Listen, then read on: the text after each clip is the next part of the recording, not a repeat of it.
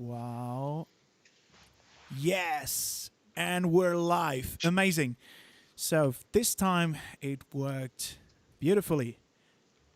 Hey everyone, welcome to the second episode of Frequency Talk. I'm your host Fable, and with me is no other than the beautiful Paul Schall. I guess I'll have to say your name now from this time on in German, because we are both German fellows. So welcome again to the stream, my friend. Hi, hi Adrian. How are you doing? Oh yeah, that's great. Hi Adrian. Yeah, That's I great. wanted to establish the German accent a little bit more. Yes, yes. Why would you have good sound when you have can precision? This makes no sense. So Yeah, thanks for having me again. yes, you are welcome. So enough of the Thanks. laughing. It's a really serious matter what we are doing here. So Indeed. Indeed. so everyone, welcome back to the second episode of Frequency Talk. Last time we gave you the opportunity to send us good sound when you have can precision. This makes no sense. For everything and okay, I Yeah, think thanks for having me I again. think you yes, put welcome. me on the So on enough the, of on the your laughing. stream, It's man. it's a really serious matter what we are doing here. yeah. So Indeed. You have to put me back. so everyone, welcome You back should not be on to the the stream. second You should episode. I of hear me double Frequency right Talk. now. Last You time hear me? Oh, we great. gave Yeah, you the I will mute you. So. Thank you very much. So, wow, we started so good. Jesus. I just wanted to follow the stream as well, so I can see your beautiful That's face. why you have headphones, man. That's why you have headphones. Ah, Jesus. But no, don't do guy. that. Don't do that now. We No. don't do commercials for headphones. Yeah, but don't do that. Don't do that because you're actually your computer sound is sent via NDI. So every time you put on the live stream, I will hear you. So please don't do that. Okay, so we lost the follower. So we lost the first follower because of that. No, just kidding. Okay, No, we got one more. yeah.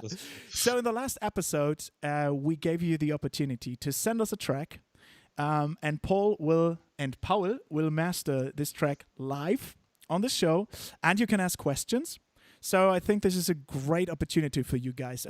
Probably we will do this more often, but today we have two tracks. We have one track from Creamtronic, and the other one is from Paul. I don't know actually. You have said it to me. It's called Glimmer Unmastered. I don't know the artist actually.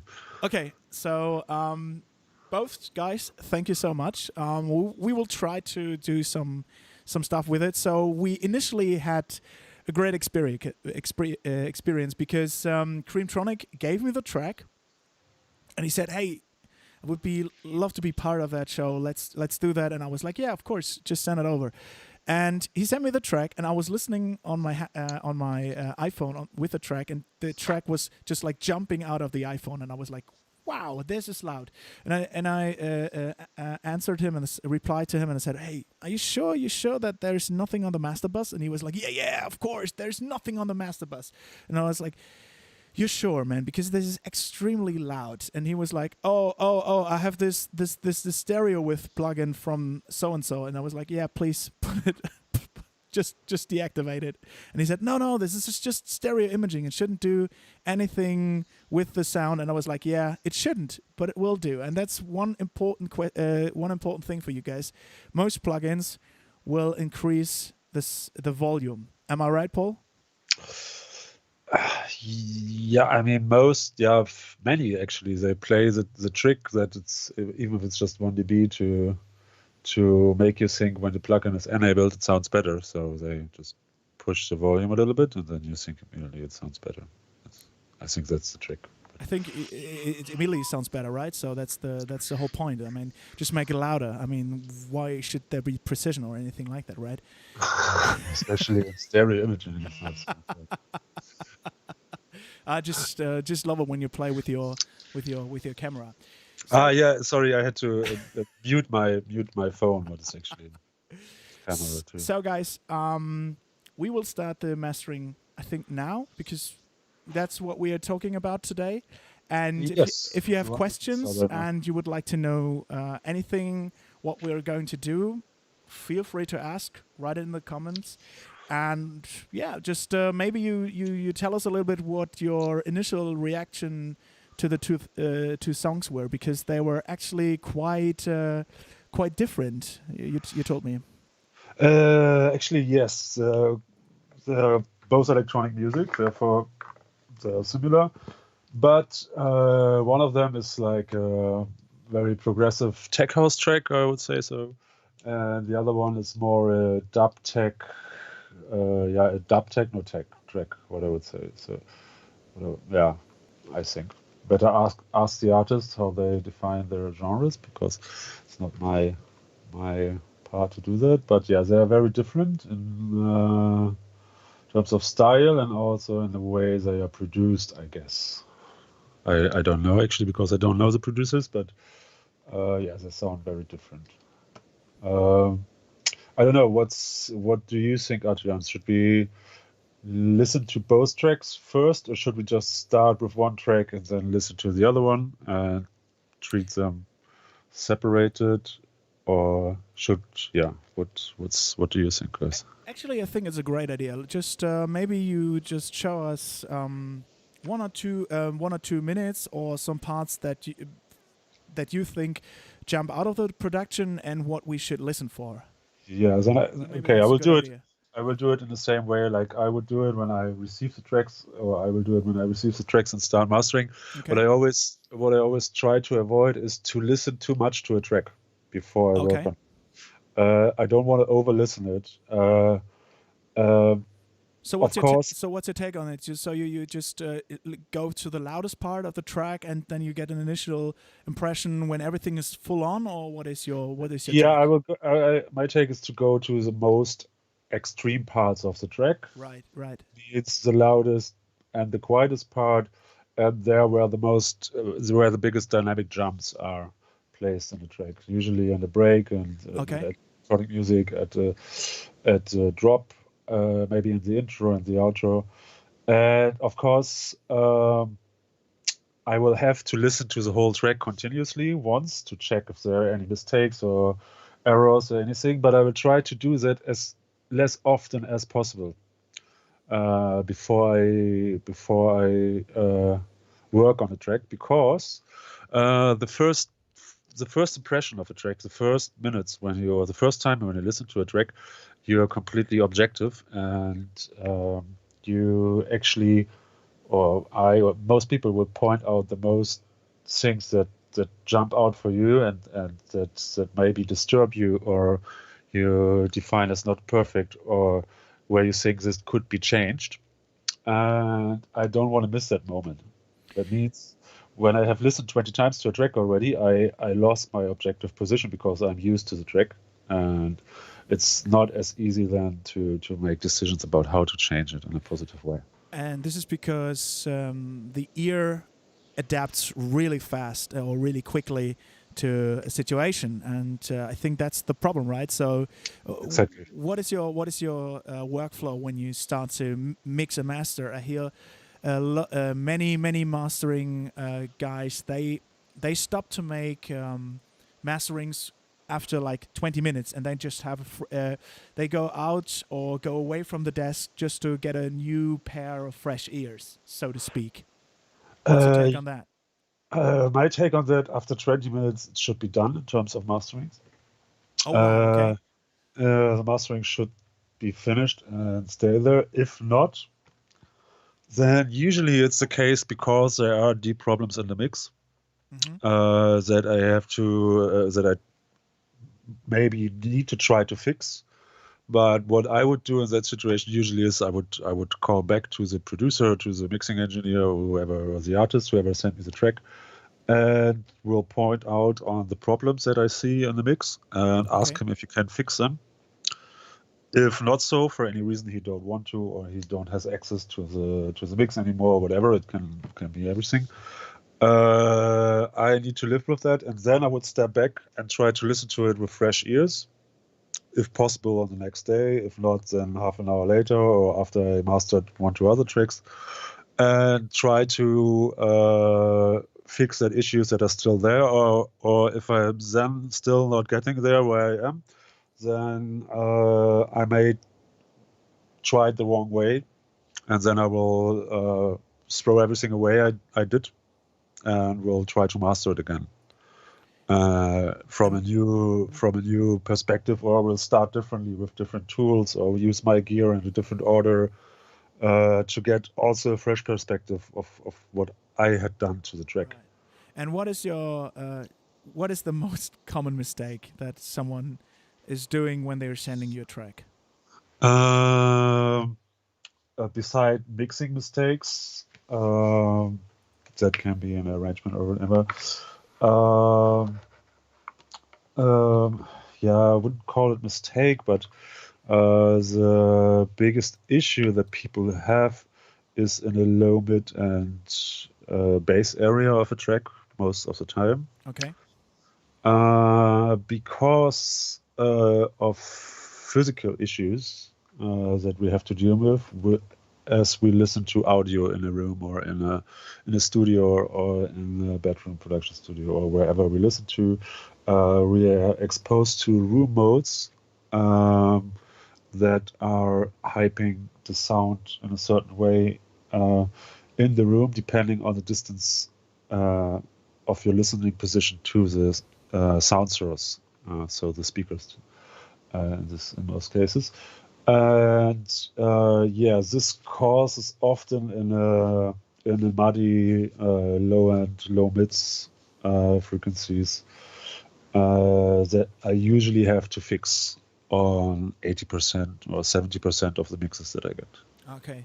So these modes are just we can call it like they just some concentrated power or energy around a certain frequency. So what you will find is that many rooms will have a lot of bass in certain positions in the room, and you don't know bass or no bass because they cancel out each other.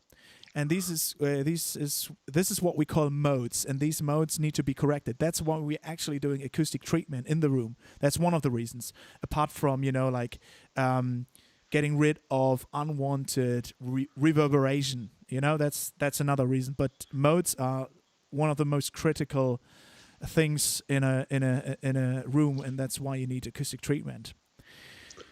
True.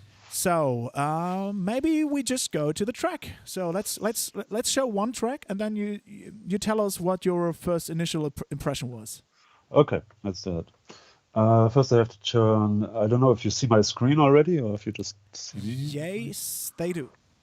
Okay, I have to turn, of course, my chain off to listen to the original tracks that I got sent, and yeah. I don't know if you can listen to it. I can't. I have to route my headphones. That's it.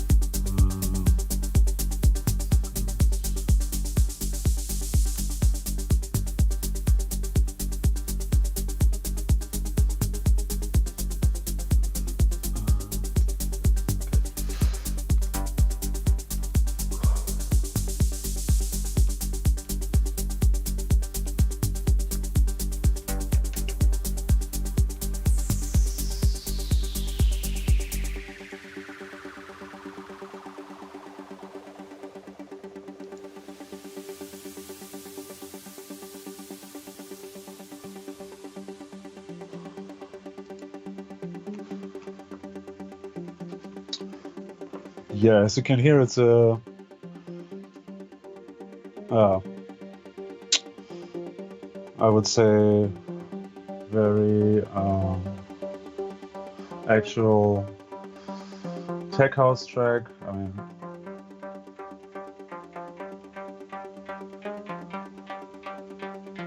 stuff we would hear on the dance floors if we would have dance floors at the moment.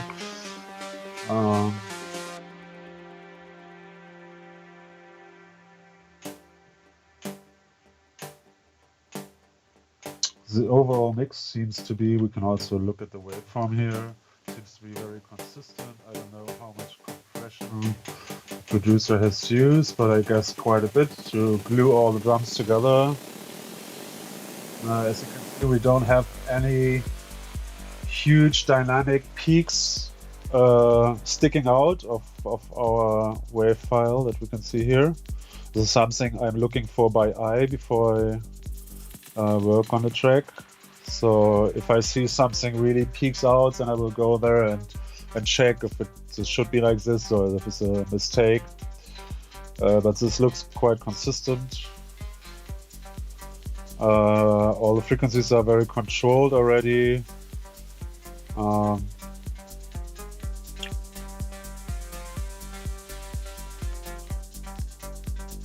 Yeah, I don't want to listen too much to it because then I would get used to it already.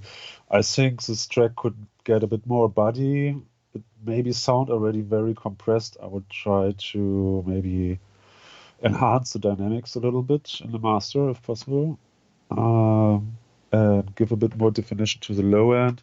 And as we saw also on the frequency spectrum, and as we hear, the mid-range of the track is a little bit dubbed. Can be enhanced, I think. And yes, I would try to focus on that first. Try to fix the low end a little bit and get mid-range sound a bit more exciting, and then concentrate on the room placement or the depth of the track. But overall, I was quite impressed. I mean, this is a pretty good starting point, I guess. I mean, it sounds decent. Yes. Yeah, that's really cool. We maybe should name the artist, and I will write it down in the comment section. Great guy. This is really good production, man. For that effort, I mean, just congratulations. I had tracks that sound worse after mastering. So really cool. Switch your mastering guy. Is this a hint?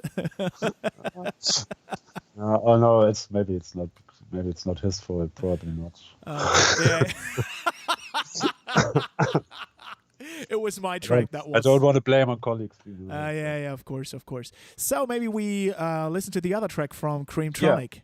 Yeah, that's a complete different one. I would start here also with the intro, because as we can see, the intro, here you see it starts straight with a kick and with the rhythm, and yeah, almost full dynamics that we have also after the peak and so on. So I skipped in there, but here we start with a nice fade and intro. So let's listen from the beginning of the track. Oh, we have laser guns. No? Nice. So as you hear, it sounds immediately a bit dubby, like reggae, dancehall kind of soundish sounds underwater. As we can see, we have a lot of stereo movement going on here, also in the low end. What is a little bit problematical on dance music or in general, because you will result in phase issues and a general muddy appearing low end often. But I love the bass. Wow, the bass is really very creamy. warm, Yeah, very nice, very creamy. Great job, Creamtronic. Great job. Sounds very nice. And I also like this little attacky percussion clicks on top. Also quite absolutely, nice. Absolutely. That's, like the reminiscent of these 90s and early 2000 minimal tracks. That's this cut and glitch stuff. I love it. So that's initially great. Especially on headphones, you can hear actually how it moves around your head. It's really nice work on the stereo image. Also, this is something that we have to keep up over the mastering process, so we don't want to destroy that, or maybe we want to enhance it if possible, or if the track feels good with it. Here I found, for example, there was a little peak, you could see it here and hear it, especially here again, where you have little resonance. What is wanted? I guess it sounds like it's an artifact of a delay that the artist wants to be in there, but we have to take care over the whole mastering that it's not getting too heavy, too loud, or will hurt your ears when playing back on higher volumes.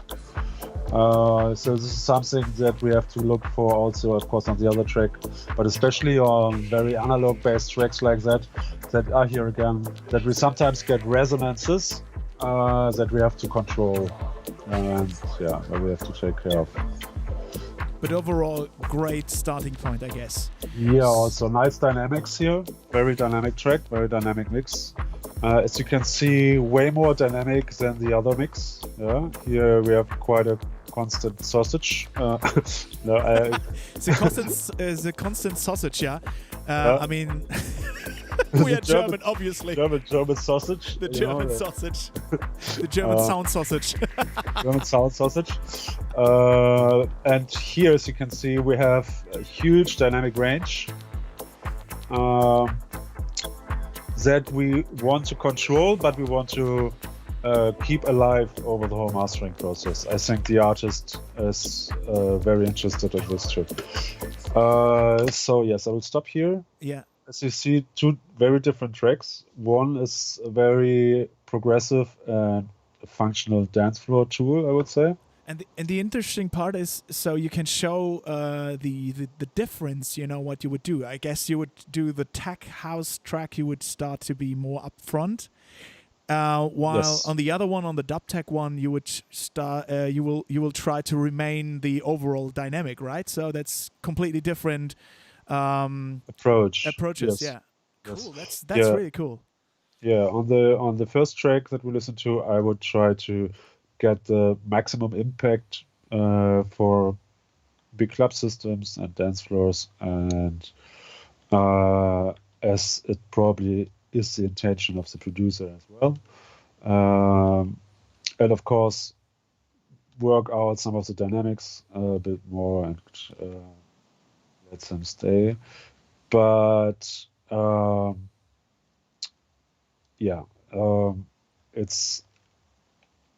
it has not so much dynamics, so it's not so important to look on this like here. I mean, it's still important, but it's in another way. And the frequency spectrum we're aiming for is quite different. Yeah, we have here a dub mix that that is already, I think, well balanced for its genre. We have some peaks that we might want to control, and maybe we want to enhance the low end even a bit more. But overall, it's quite fine. And then we have that dance floor track where we're really missing some mid frequency informations here to shine out more, especially on the lead sounds.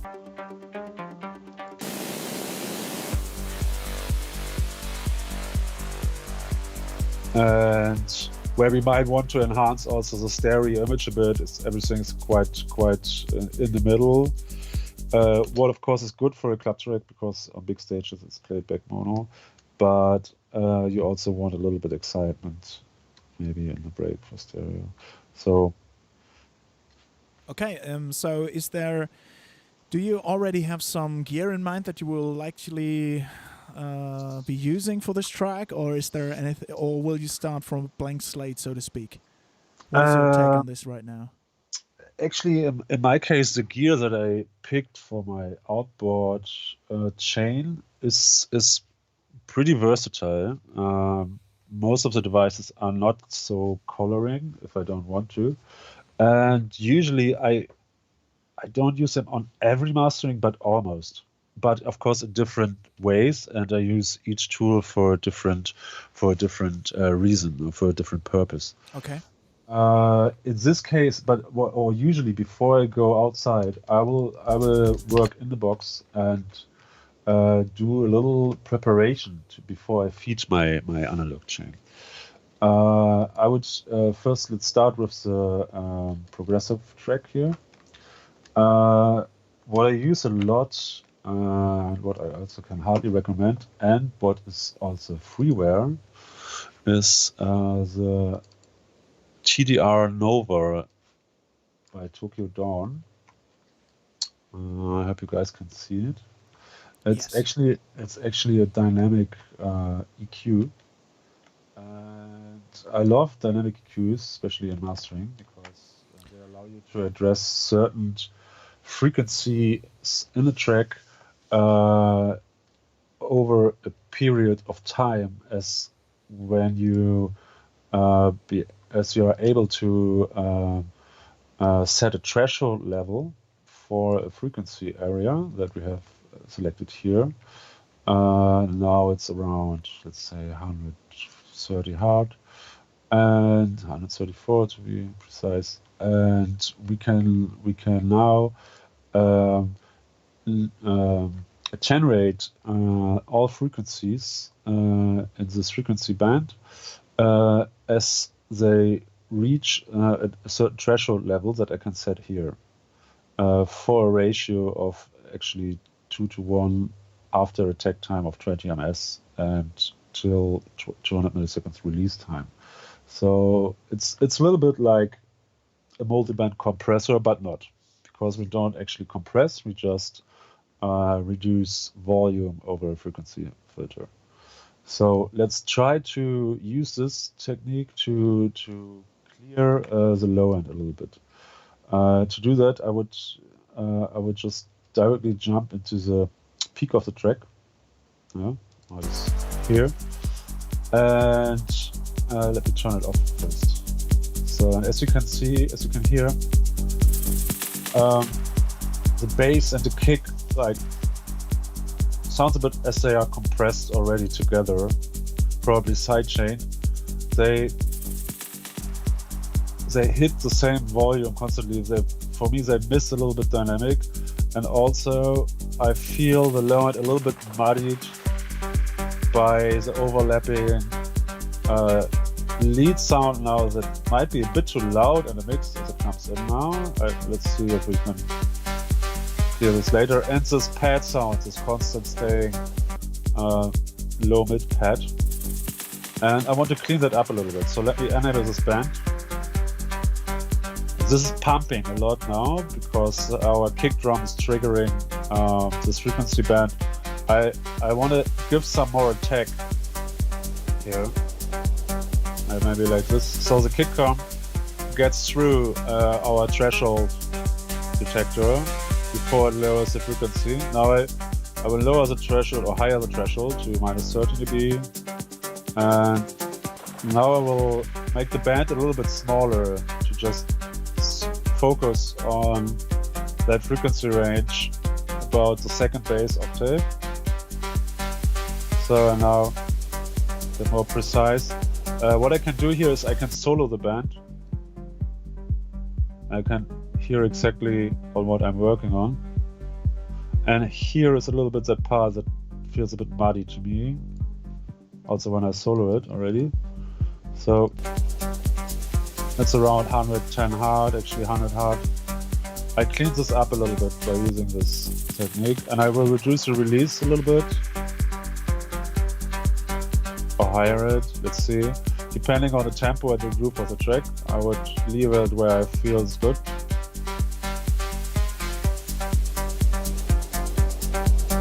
Like this, it gives a little bit of pumping, a bit of more dynamic, but it's in the groove. So let me turn it off.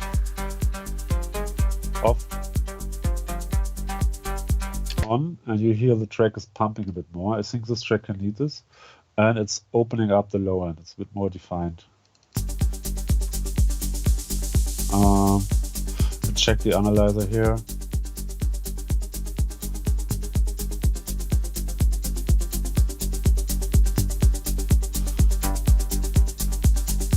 Yes, I like that.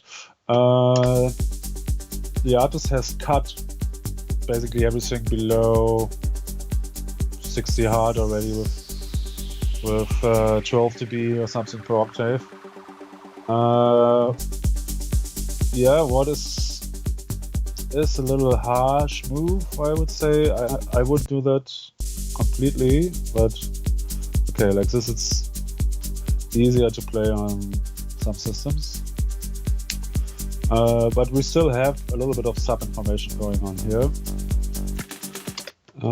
Let's see how this will react then later if we process this in our analog chain.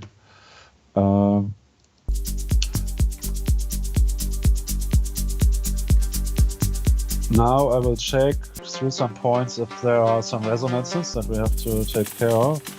Or maybe here in the sweeps.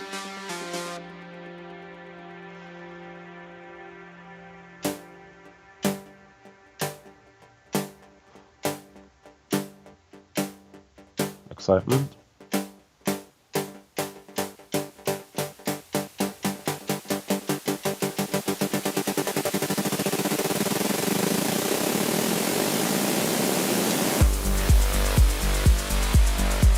This is all pretty clean.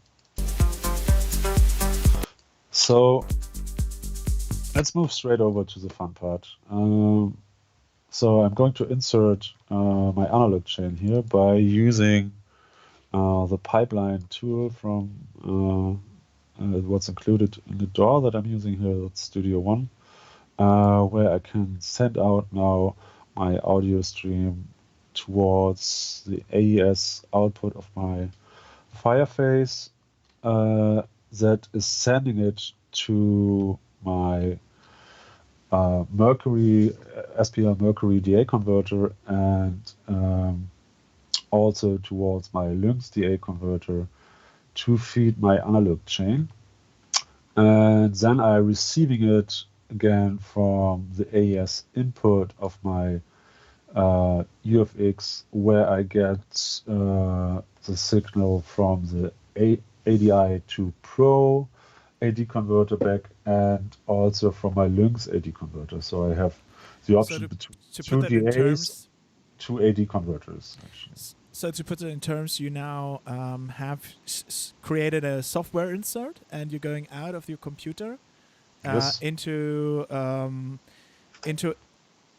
one of the DA converters, digital to analog, that is, and exactly.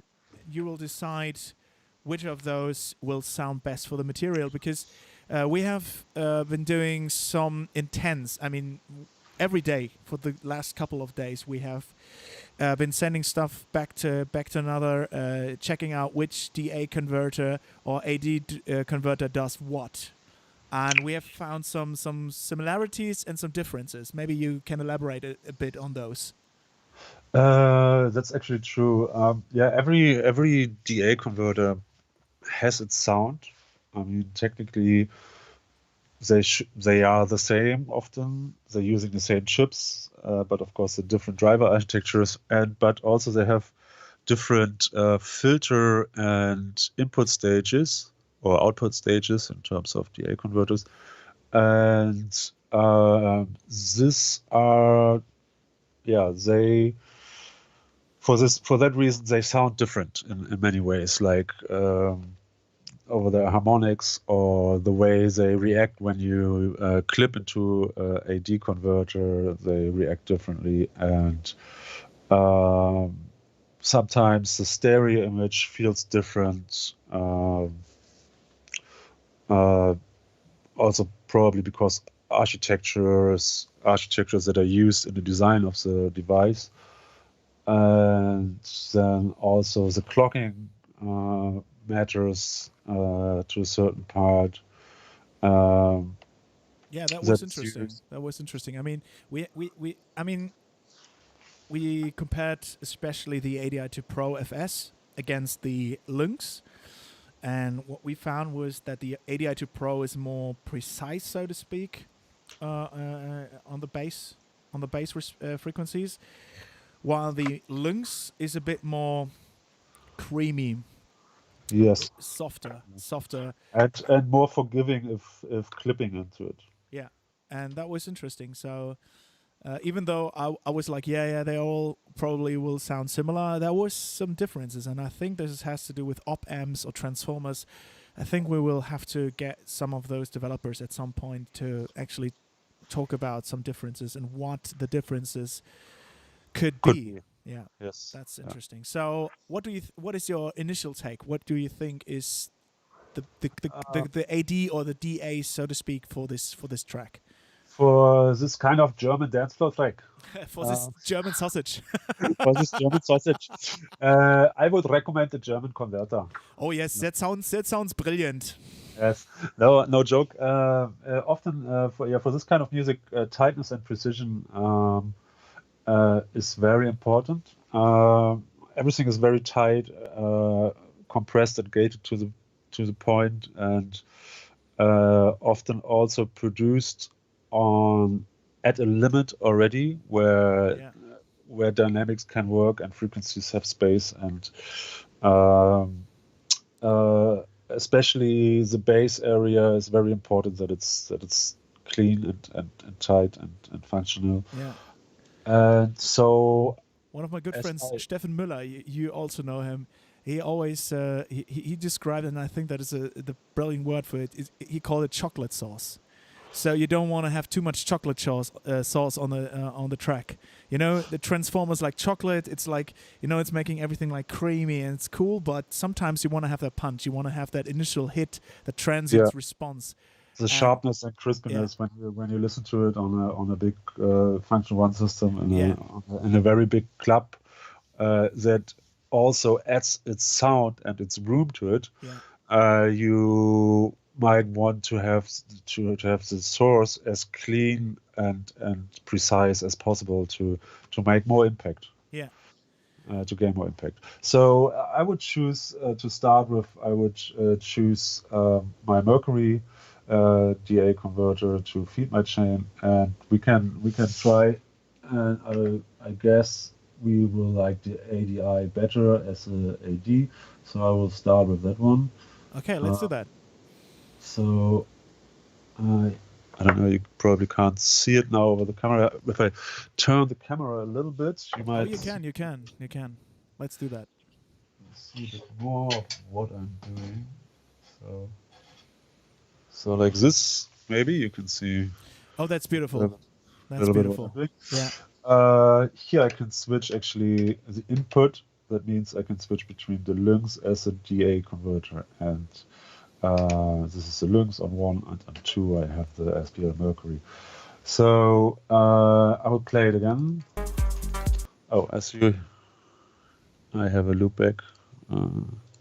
You don't? I hope so. No. So, okay. Now I hear everything like I want it. So, now you can hear the difference maybe between the Lynx and, if you can catch it, and the Mercury. The difference should be bigger because actually for the stream I am working in 44.1 kilohertz. That means that the high and low pass filters are set pretty low. To be precise, at 22.5 kilohertz. So their artifacts are very audible in the mid-range frequencies. And as you can hear,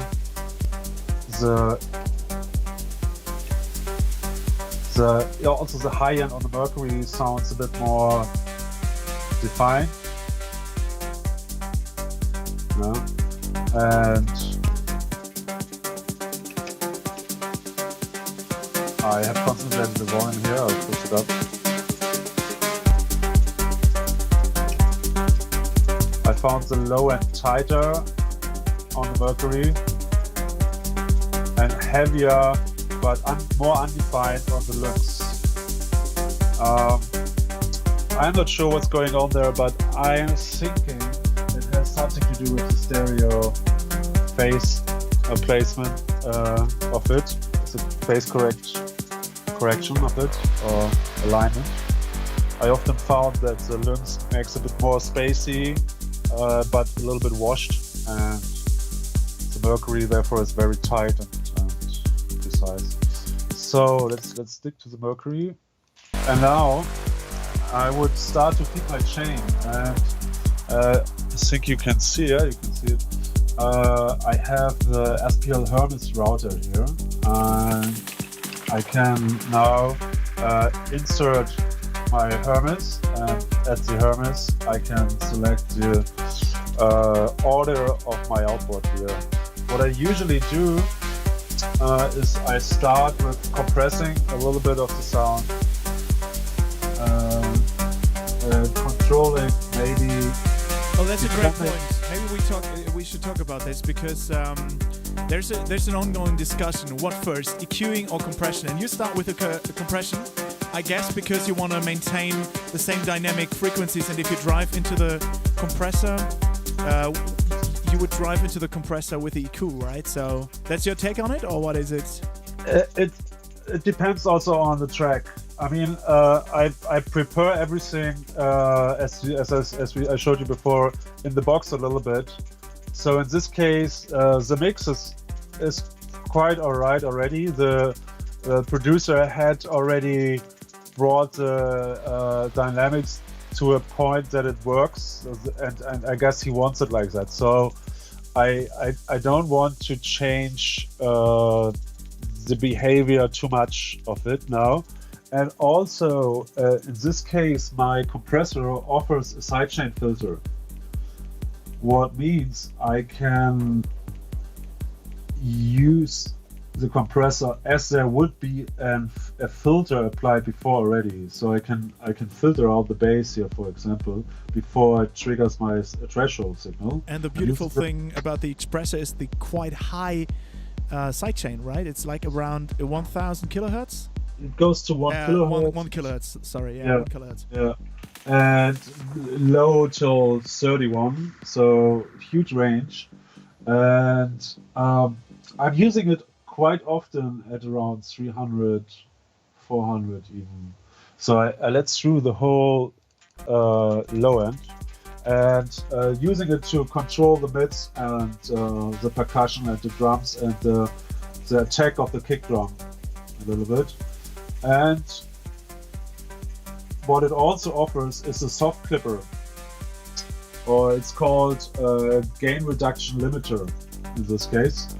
And so I can set the threshold level quite a bit higher, so it really do like 2-3 dB, and then I push in the gain reduction limiter, and it will clip everything over 1 dB now. So, and if I AB it, let me reduce the gain compensation. This is pumping a bit too much for me, so I turn it back.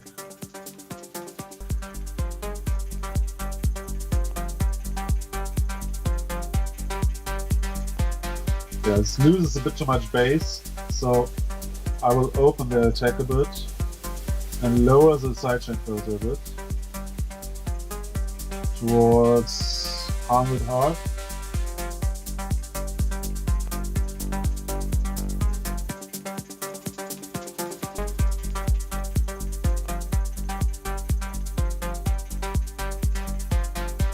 I'm not so happy with it. I will reduce the release a little bit. Oh, this is better. Now it's not pumping so much. More transparent. The track is already very compressed, so I have to be careful. I feel this. I will boost a little bit the volume that I lose by compression, and I will take out the gain reduction limiter again. It's smashing it too much. So I just do a little bit of compression here.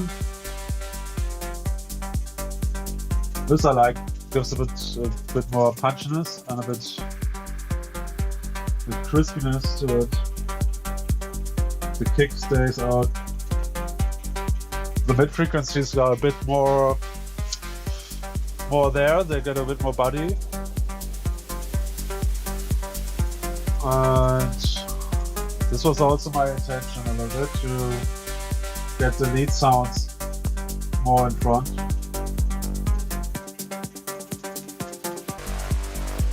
But I miss now a little bit of the low end impact of the bass. What I will bring back. This is also something in mastering. The tools that I'm using, they're working with each other, and they sometimes one tool fixes one issue but introduces a new problem or a new behavior. It's not always a problem. You can use it also to your advantage, but introduces something new that you have to work on. So the bass that I lost through compression, I want to bring back with an EQ maybe. So on the second point here, on the second point in the chain, I will introduce my SPL PASSEQ now. Now it's a bypass, and I will disable all bands now so you can hear it better. And So insert it, and as you might think, as it's supposed to be, we hear no difference. That's good.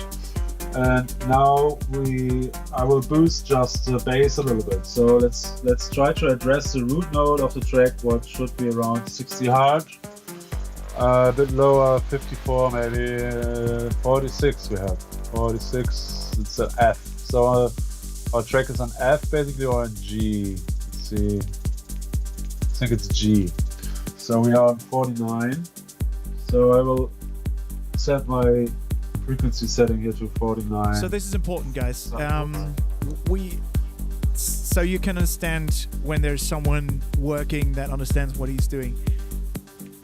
Paul is actually looking for the bass tone. So for the bass tone in that track, and he will now start to EQ around that scale. So if the track is in G, you start at a certain frequency, right?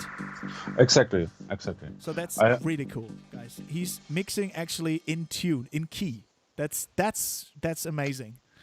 That's the most important thing, I think, when making music. Yeah, but most of the time we guys just start to increase bottom end, and you start around the key of the track. It should be normal, but yeah, I was impressed. Okay, thanks. This has many reasons. First reason is dynamic or saturation and this harmonic saturation that we introduced with filtering, and we wanted the saturation to be as harmonic as possible. So if we scope into the key frequency of the root node, we make sure that our overtones that we create with that are in tune. This results in a way more musical, and in this case also more punchy low end and more defined kick drum and a more harmonic master at the end. So let's listen A/B without and with. The bass is more defined and more round. Yeah? If I now A/B chain off, chain on.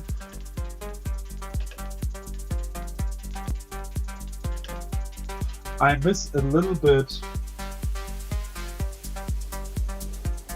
We'll lower the threshold here on the compressor a bit, and therefore push the ratio a little bit, because it's pumping too much for me. It's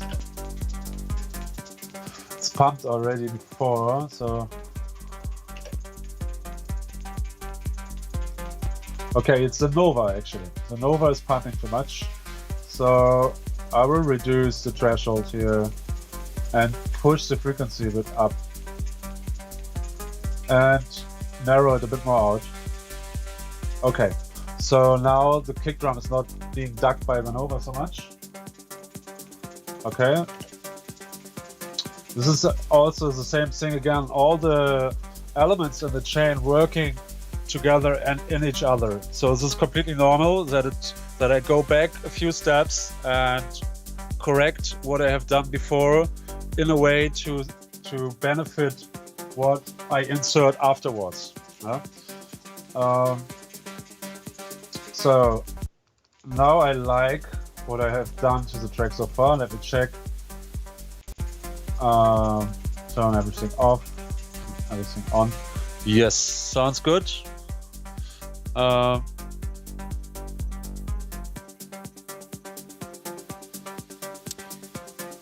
I think you have to check your front camera, because your phone now doesn't submit any video changes, just your screen. Oh, okay. I will do this quickly.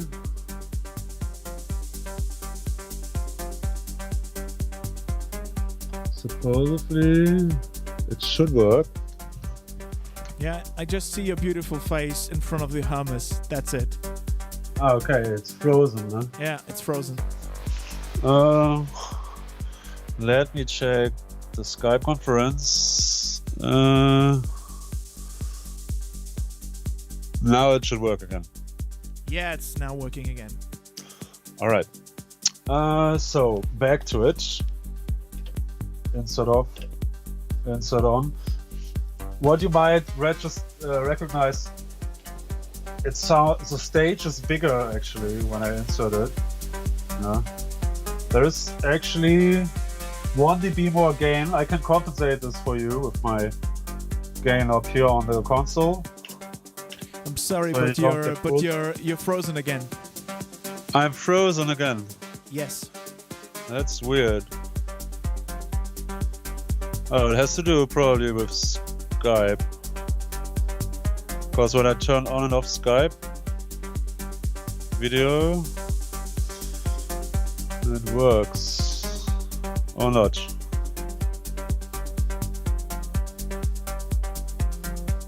Still frozen. We have to check. Yeah, you're still frozen, man. Sorry.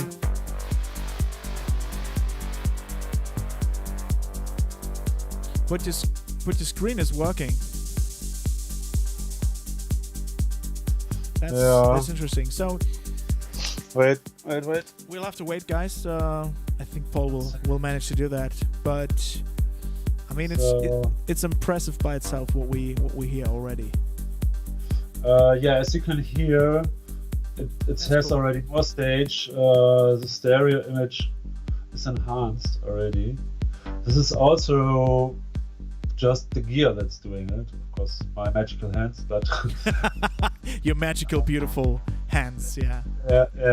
But also the gear that I'm using is adding its signature and its charm, and benefits really the depth and the stage of the material.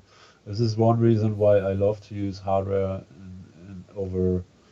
Oh, absolutely! It's over plugins. It's always nice to have this this sheen and this magic that analog seems to print on these tracks. Still, after 20 years of plugin development, analog still has its place in the audio world. Definitely. Yeah, absolutely. Great. My camera software now does not want to connect. Doesn't want to connect, yeah. That's It strange. doesn't want to connect. So, guys, if you have any questions, leave them down in the comment section. I mean, today the chat is quite But maybe quite let's empty. quite empty.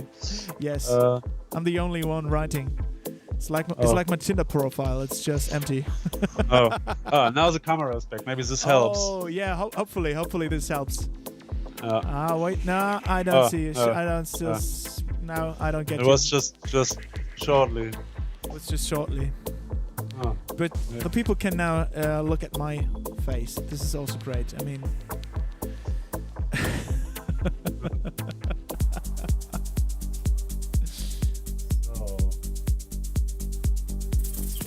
Really, but right now it's really good. It sounds really pumping. It's really cool.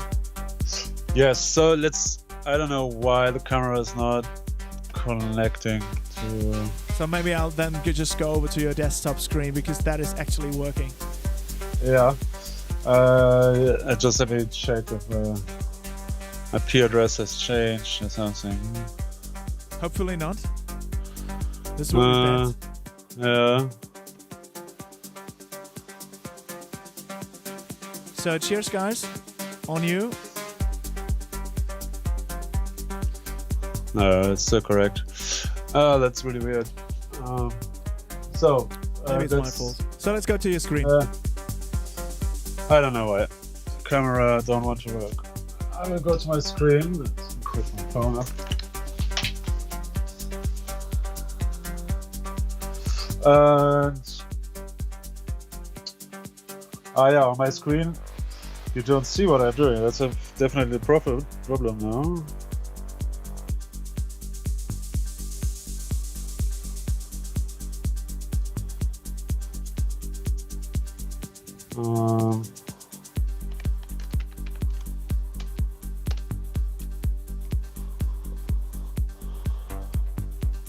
I can only try maybe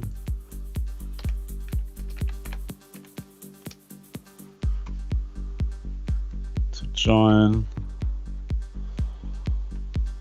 a Skype meeting with another account over my phone, but maybe. So I checked the connection. The connection is really good. Yeah, it's just the software I'm using to stream to my computer. The picture to my computer is not working. Oh, hey Creamtronic, welcome to the chat. So we have one of the guys that sent us a track now in the chat. That's cool. And he is asking about the mastering and key, and I think we should elaborate on that a bit later. But let's now focus on. Yeah, the thing is, I would love to show you what I'm doing with the gear actually. Yeah. But as this doesn't work, my camera just doesn't work for some reason.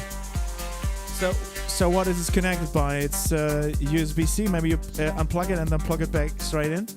No, it's actually connected via network. Maybe undo the Wi-Fi on the iPhone. Yeah, I just did that. Ah, damn. I can turn off the router because my computer is not connected to the router. And maybe this helps. Let me do this for a second. Hopefully this works. Hopefully we don't have to stop. 1 second. Let's pray, everyone.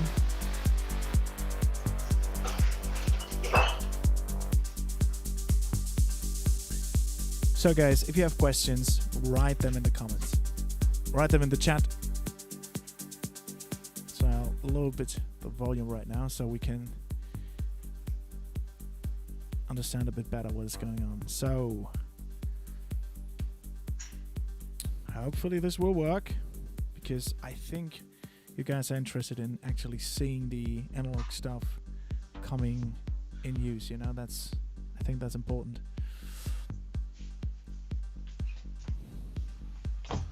So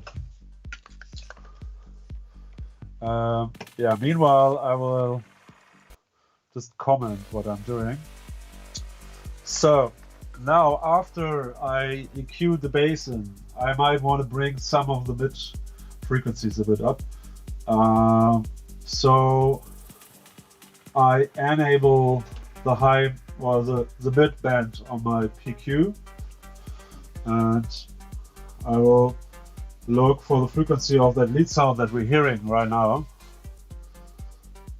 I will go in constant mode now, so you can really hear what I'm doing. You can hear strong filtering here.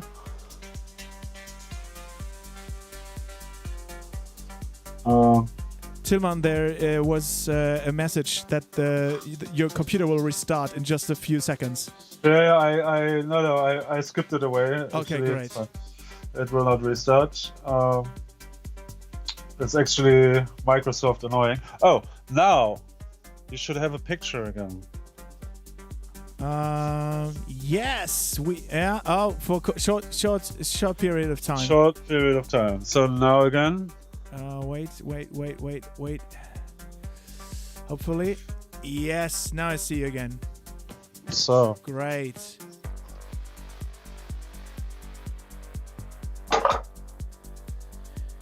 We managed it. We got it. Oh no, it's back. It's off again. It's there. It's there. It's there. The Germans love it. It's there. It's there. It's there.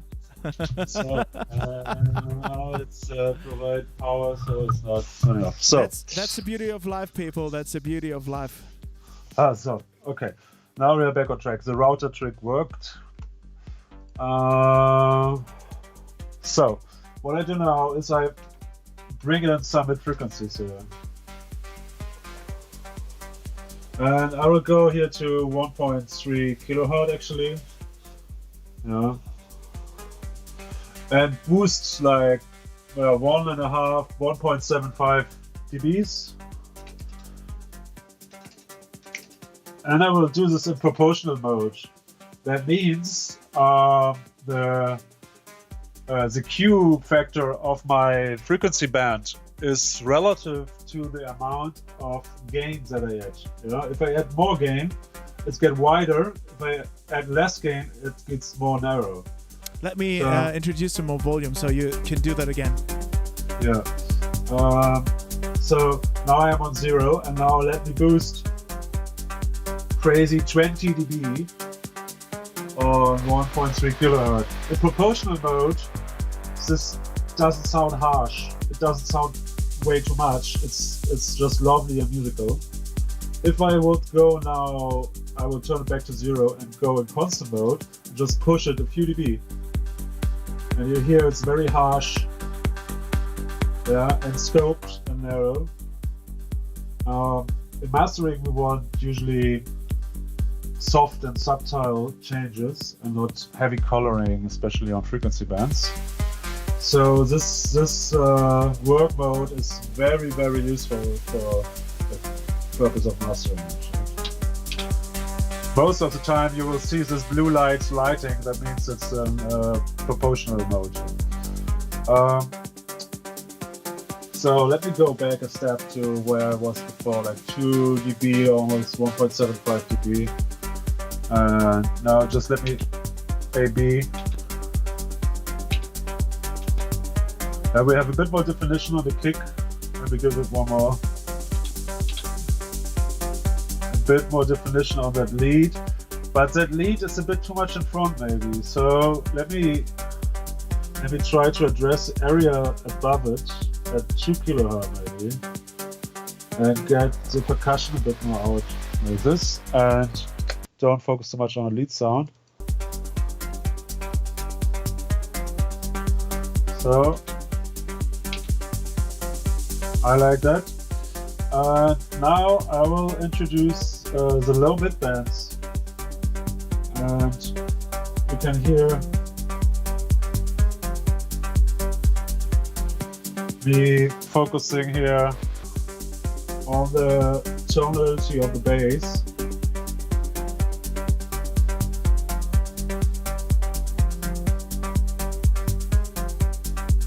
What is around 100, 110?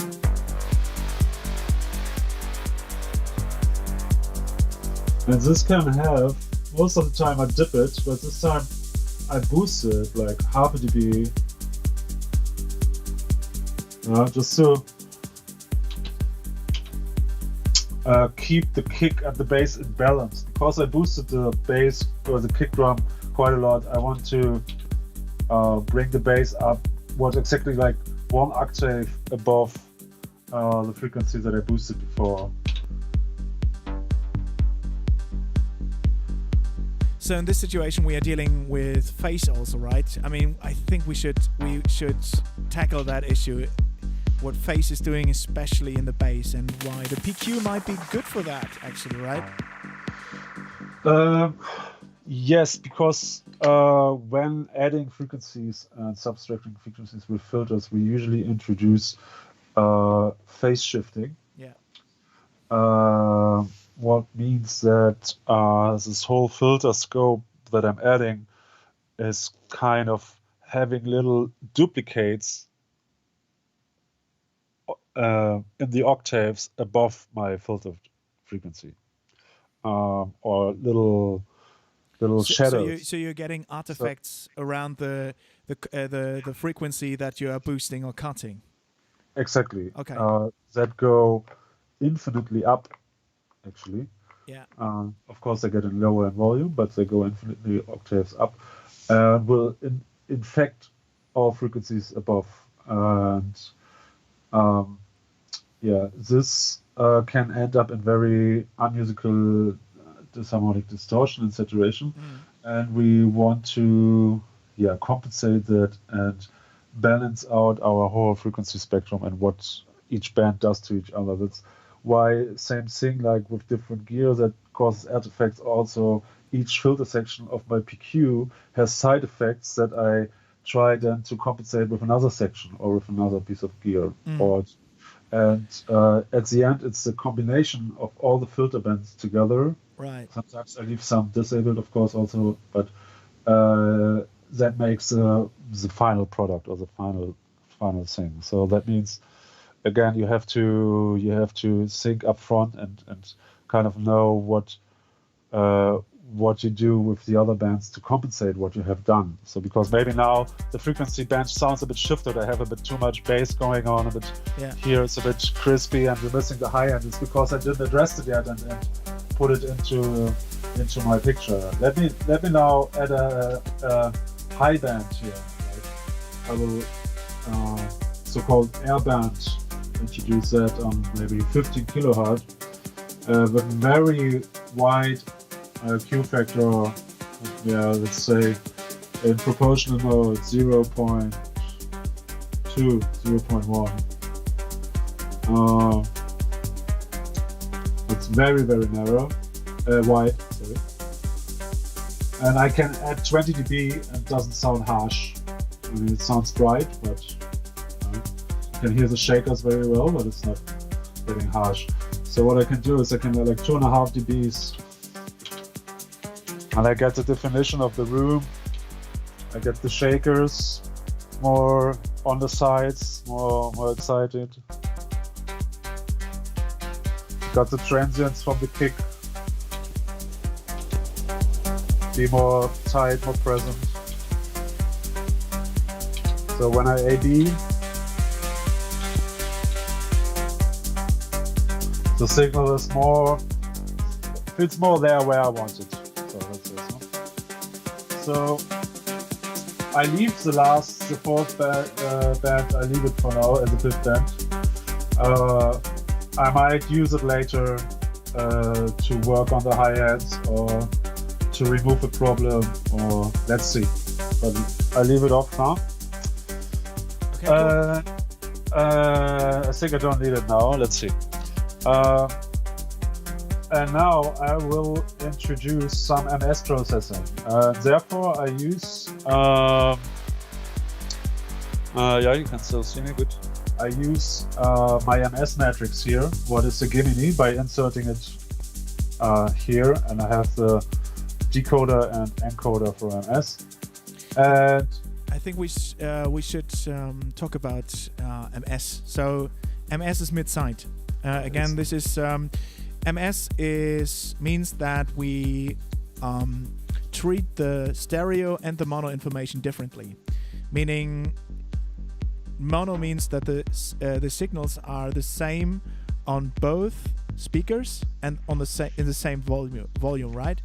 And everything that is the difference of that, which is the delta, or just a difference, that is then the side signal, which actually lets us perceive width in the mix, right? Exactly. Okay. So now, thanks to this MS matrix, you can actually start to mix the side information differently, which gives you just a really, really good tool for mono the bass, or especially just making the sound a bit wider without touching too much on compression, I guess. Yeah, or in terms of mastering, even to address certain elements in the track that are more based on the sides or more based in the middle. So sometimes I can, just by addressing a frequency only on the mids, bring up an element in that frequency area without touching other elements that are in the same frequency area, because they are more based on the sides. Yeah. So when you have, for example, a lead vocal, what we don't have in this case, but that is very in the middle, and you want to bring it up front, but you don't want to bring all the percussions that are on the side up front, or the backing guitars that are really panned out, or the chorus vocals. You can do that with MS EQing. What was so great for me was the option to just compress the mid while maintaining the dynamic of the side signal. So what you had was a bit of like a high-end parallel compression, because you could still maintain the dynamic of the side signal while just making everything in the mono signal just so compressed, and everything was just sounding uplifting while maintaining the dynamics. It was strange. It was really cool, a cool tool, I believe. Yeah, this is also something you can do with MS compression. That is to treat it carefully, of course, but can be also very powerful tool. Will there be some more phase issues when you do MS? Can be, Okay. depending on what you do, how you use filters, and of course you have what I do first now to avoid problematic phase issues means in the low mids and in the bass area is now introducing an elliptical filter to the side signal. This I can do also with the Gemini. I have on the right side here, I have an elliptical filter that I can enable and disable here with filter and width. And I also can add more side signal information here, so enhance the stereo width. And here on the filter, I can set the cutoff frequency. That means the high pass filter frequency for the sideband. And usually I would cut everything below 90 Hz or 100 Hz, sometimes below 200 or even more. It depends really on the track and how you need it. On club music, usually you don't want anything below 100, 120, 150 Hz to appear on the sides. So I will start here with 100 and see how it reacts. So let me just play back the track. So now, guys, listen to what is actually happening with the bass. What you should hear is that the bass will be become more mono and more pronounced and more just overall more clear. If it was mono before already. So let's see, let's activate it.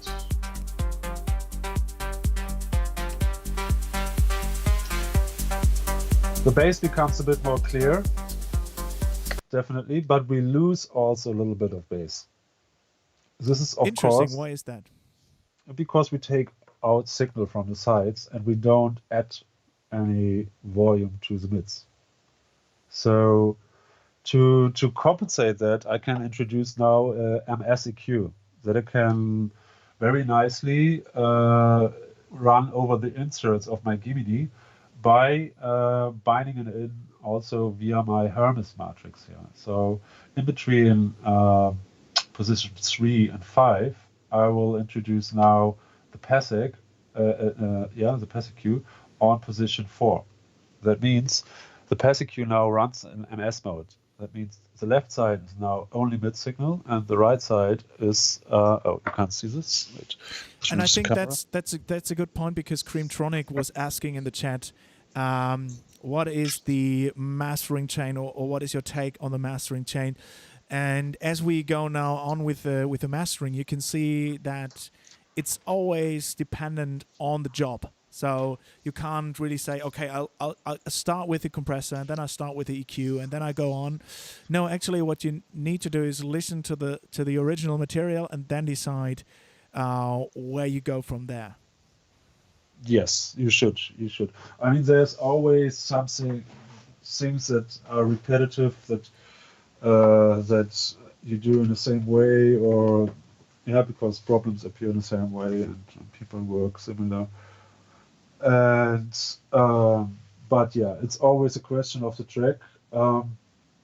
What I usually, of course, do is I first try fixing stuff, and then I try to enhance stuff afterwards.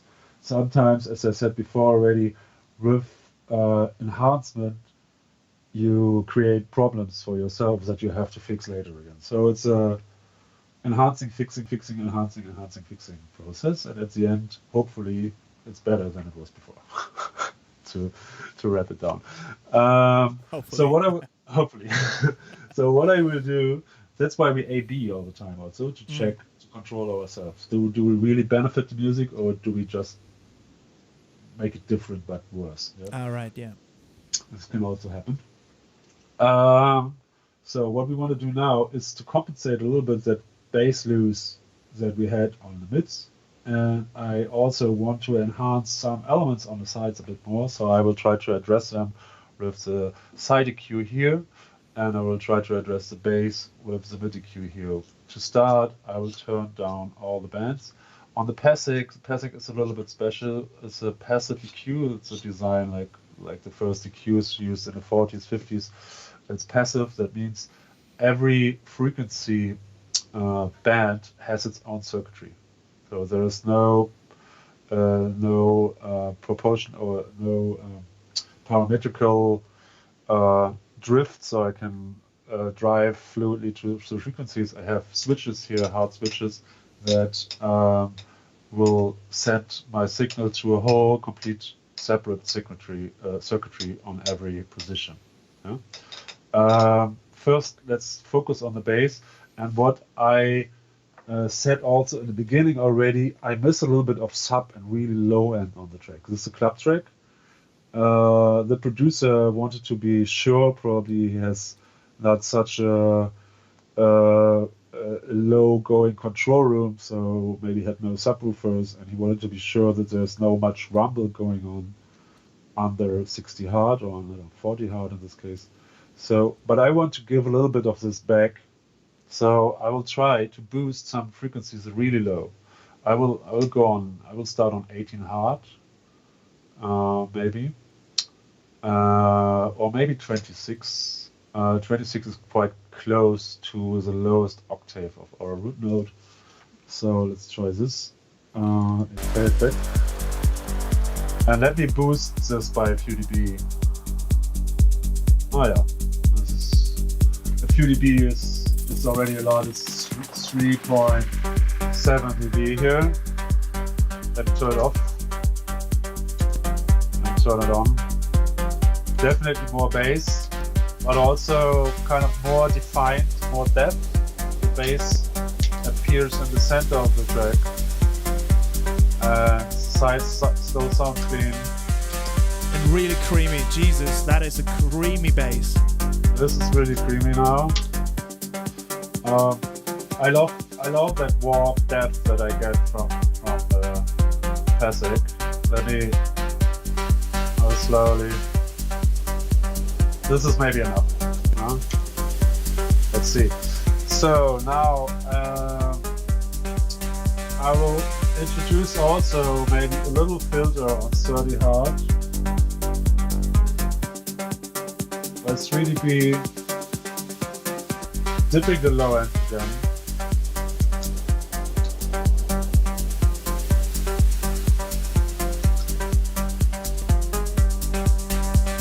About. And this results in a different EQ curve also for my boost. And this is a little bit like on the Pultec EQs.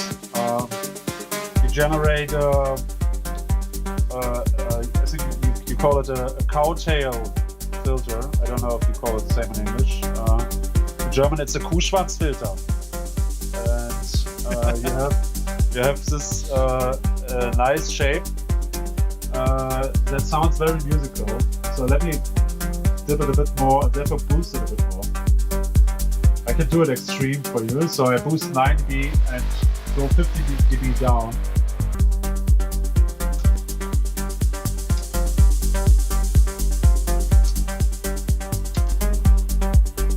Yeah, as you hear, I have a crazy fat low end now, but it doesn't distort. Not really. What's crazy for an EQ and mastering, adding 9 dB or 26 Hz, you can try this with a plugin, but probably will not sound good. Of course, it's an example now. I will drive it a bit back. And yeah. And on the design of this one, probably the design was meant to be like this already. When you're on the same clockwise position of both knobs here, and you choose the frequency bands right for the material, it sounds always very, very musical, fat and nice. I think the designer of this piece of gear had something in mind when he did that, and also how he aligned all the parameters. It sounds a bit weird when you look at it for the first time, these two spiders there, but it's very useful, very intuitive, and very musical. I'm just blown away by the creaminess of the bass. That is so round and so full. Wow. That is amazing. Because now our bass might be a bit hyped, let me add a little bit of mids. Oh, this is half a dB, maybe 1 dB. Let's see, 1.3 kilohertz. This is our lead sound here. A bit lower. Get a bit of punch of the kick also. 720, let's try 460. This gets too muddy. 720. 1 dB at 720. And we get the essence, the body of the track in the mid back. And have more definition. And now I want to see on the sides. Let's see if I can make the picture a bit wider. Let me go to 2.8 kilohertz for a start and just add like 4 dB, 4.5. That's a lot, but let's see what's happening. Off, on. Yeah, absolutely. Especially on the noise, on the background. The stage gets bigger, especially on the noise effects that you hear in the background. And also on the pad sounds. I can bring the pads up again, yeah? That got a bit lost behind that lead sound. I might want to push that even more, because I found the lead is a bit too dominant.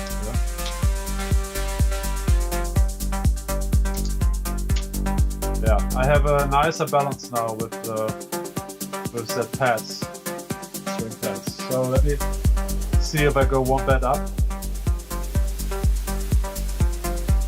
Go back to 4. 3.3, 2.6. 3.3 is good. More pads. Really opens up the stage.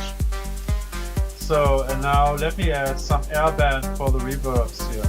I will give like 2 dBs, 3 dBs on 35 kilohertz. You will say, okay, this is pretty high, only bass can hear that, but I will take a very wide band, so it's almost a shell, and this will go down and effective frequencies around 7 kilohertz as well. So let me do this extremely.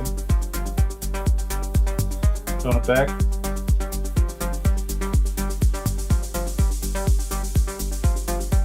Yeah.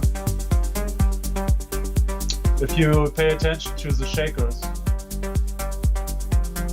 and the delays of the shakers, especially the delays of the shakers, they become way more audible. Opens up way more. It's just like another stage. And it's beautiful how smooth that is. Wow, that's really smooth. Yeah, no harshness at all. It's very, very soft like butter actually. So I have done this, and now I might want to have a bit more excitement on the high end. So let me add at 7 kilohertz. What's a crazy frequency, especially if you go narrow, because I'm boosting it like 12 dB, and you hear it's really hurting you, yeah? But let me do it more wide. So very soft and wide. And now I have 12.5 dB added. Try this with a parametrical EQ. Wow. 7 kilohertz. I don't think you can. I can change the mix here. I can bring up the shakers and the hi-hats. Oh, that's so beautiful. So, and I will add like 3 dB. And let me turn it off. I'm back.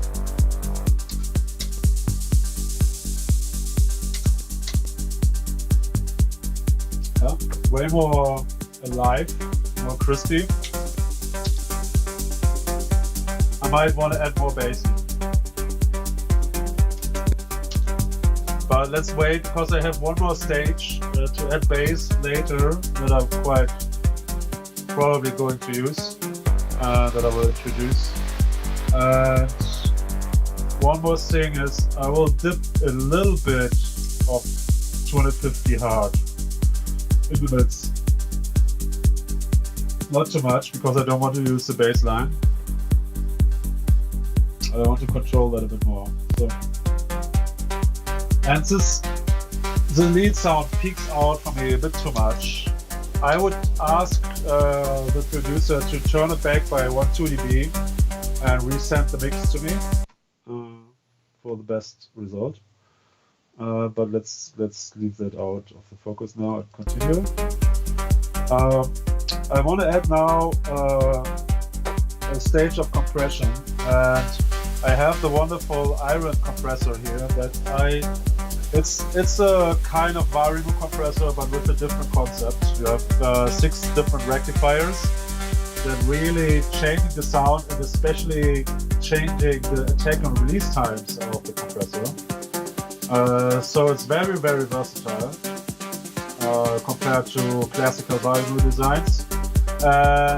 It can be very clean, but it can of course also be very colorful when you add more tube bias here over the switches or less. And also has a sidechain EQ that I have customized by SPL for more bass heavy music.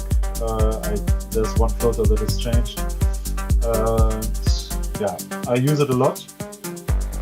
Usually to start with, like, the input of -6 and output on +6 is a good start for a very, like a moderate level of compression. If you want to hear more of what it's really doing, you will go down and leave the input at 0. Maybe I do that for the start so you can really hear what it does. And the output on 0, so we have quite a high ratio of compression when we go in here now. So let me insert it on the 6th position now. So now it's inserted. It's off. Inserted. You can hear it pumping. And also distort a little bit. Let's turn off the air bass. So, and let me insert it now.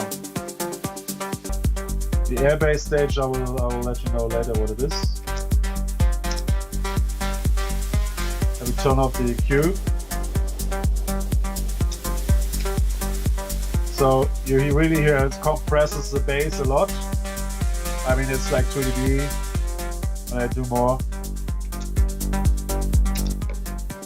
This is definitely way too much of compression. So to avoid that, on the Varimu compressor, we don't have a ratio knob, but we can attenuate the input stage. So let's go -6 dB on the input. Let me lower the ratio, the threshold a bit. To compensate that volume loss, let's go 6 dB on the output. And now let me insert the compressor again.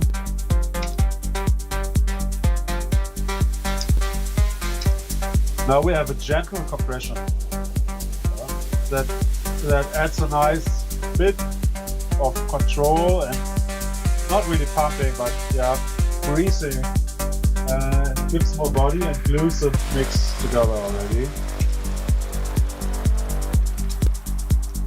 So, and now, depending on the tempo of the track and the length of the bass and the kick drum, I will choose the right rectifier for this track and the right attack and release time. So let's start with a very fast attack, just to show you what it does. And a very fast release.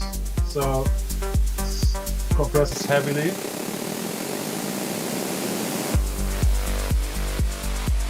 You can hear on every kick it really compresses, and then it goes back. When I add more release, we get some bass back, but our overall volume gets lower. So what I can do instead is, if I don't want to lose the kick drum, I can add more attack time. Let's do it on the slowest point for this rectifier, what I think is around 30-40 milliseconds. So still quite fast.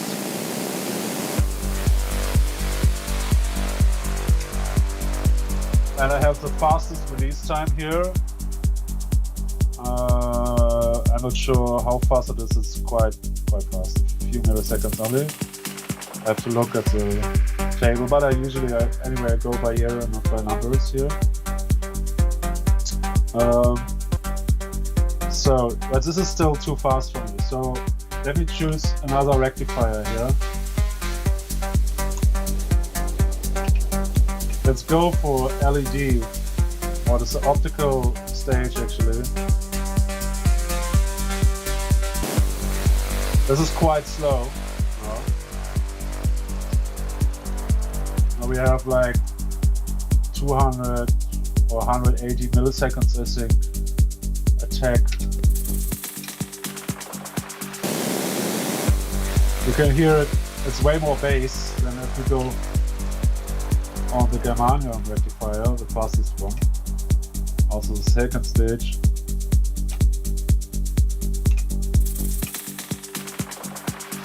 But it gets very creamy also. So this I use often for rap, bad hip hop beats, down-tempo electronica and stuff like this. For punchy music like this, I often go here to the silicon or Germanium silicon combined. And it's very punchy. Yeah, you can hear the attack of the kick quite nicely. And then everything gets a bit crispy.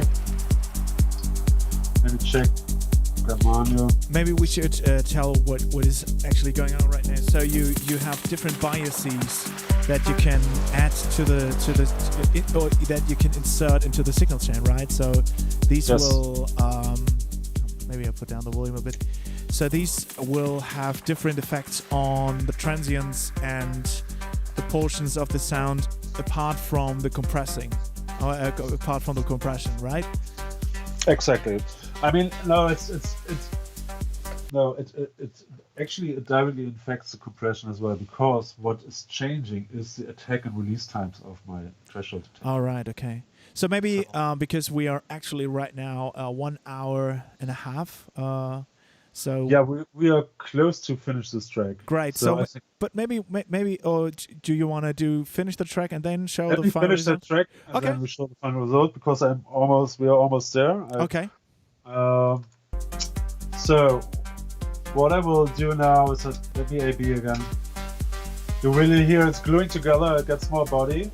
We don't gain volume when I insert it, but it really comes forward. Yeah, way more together, way more glued. We don't have much gain reduction going on. I don't know if you can see it. Probably not.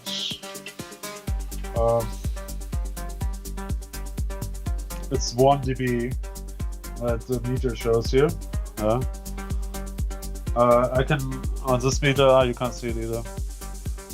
Yeah. Trust me, it's like half a dB of gain reduction.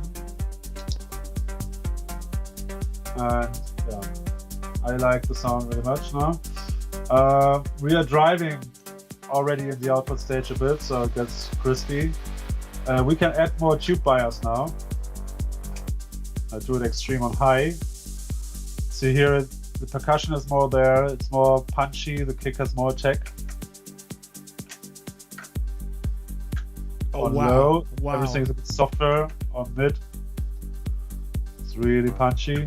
Okay, guys, hopefully this translates onto the live stream, but you just have an instant punch there.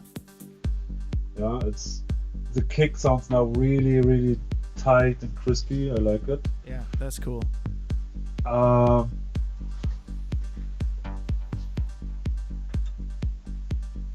So here I compensate a little bit of signal drift that I have here of 0.25 dB on my console.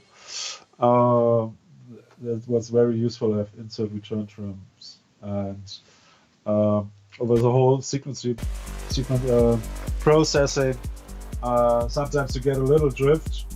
This is like this with hardware. We speak about almost unaudible things, but we want phase to stay centered and the center signal to be in the middle, so we compensate this.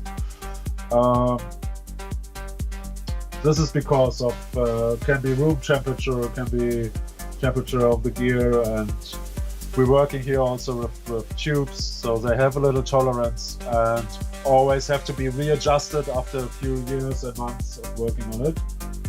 But yeah, this is quite normal, but of course we have also room to compensate here. So now everything is center again. Compression ratio is nice, I like it. Now I can bring up the volume a bit more. I will fix the camera so you can see it better. Here you can see the input volume that we're having, and here the output volume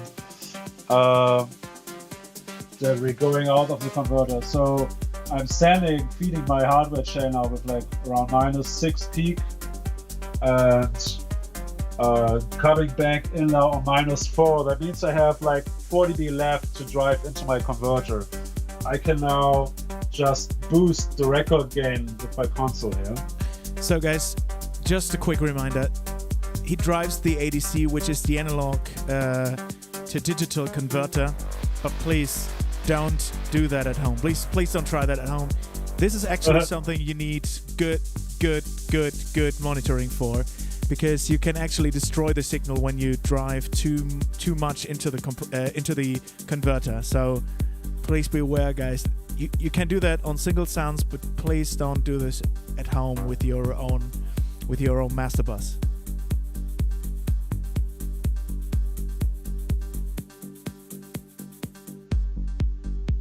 But wow, this is so great. This sounds really full now. Now it sounds very punchy and tight. Oh. And now if you will switch back to my screen. Yes. I will set the limiter now towards my needs. It's limiting a bit too much for my taste now, so I will reduce the gain. So I want maximum 1.5 dB of gain reduction going on here. I want a release that's quite short. I will do it as short as I don't have audible artifacts like distortion. I will add a bit more attack so the kick gets nicely through it. I will see that I can reduce the look ahead towards... Here I'm getting artifacts, so I have to add more. Like 0.6 milliseconds, something like that. Let me A/B.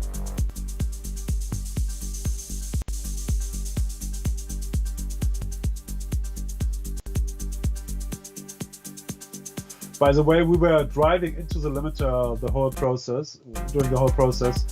I like to introduce it from the beginning because it really changes the frequency balance. Usually cuts a lot from the low end and adds, so it appears to have more high end. So to not drive everything here on a way that I like it, and then enabling the limiter and everything changes, I work with the limiter from the beginning. It's something that I would not recommend if you mix. Never work with a limiter. Don't mix in a limiter. Don't do that. But because here now we really want to end up in the limiter, and the sound of the limiter is really big part of what we're doing, I want to have it introduced from the beginning. That's really cool. So I think, am I right to say that we're finished with that track? I would add some fine tuning, but yeah, it sounds quite decent. I haven't checked what volume we have. That's also something that I don't check until I say, okay, so it should sound like this, and then I check at the end how much LUFS we have here. It's -10 on this moment of the track. We're around -10. To focus on that a little bit better and to monitor what we're doing, I like to use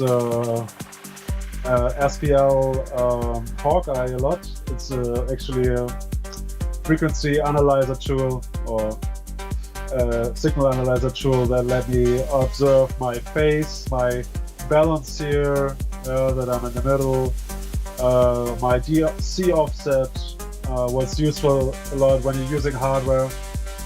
You want to check if all the hardware is intact. And also shows me a nice overview about different loudness measurement standards like LUFS, loose, true peak, RMS, and I can also set different loudness targets. So if it should be a CD master, I would set like 9 dB, and here you have like my red line that says minus 9 dB, what is like the standard for CD, what is quite hot and quite loud already. Usually where it still sounds good is around 11, around 10 dB-ish. Let me restart measuring. Yeah, we are around 10 minus 11. This is where usually music still, this kind of music, don't get me wrong, you don't want to have a classical piece that has minus 10 dB LUFS, but with the maybe Wagner, maybe Wagner on the peak of the Mercurius, yeah, maybe.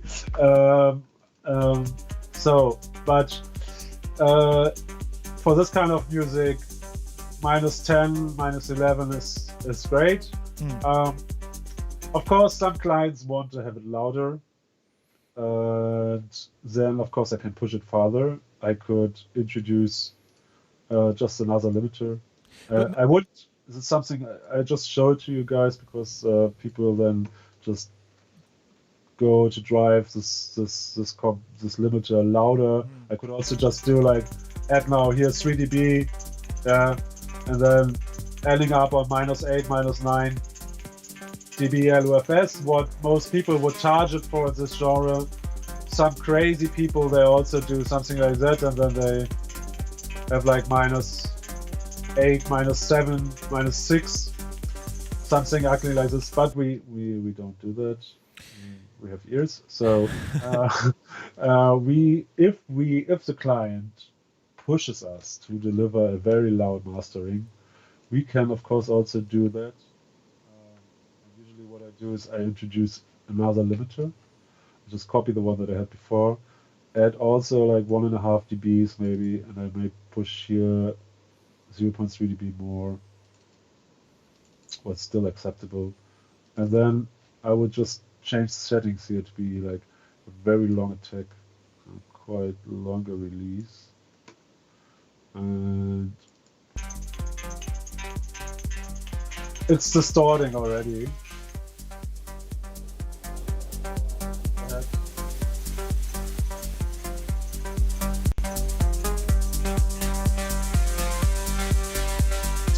This has some ugly pumping. Let me reduce the release.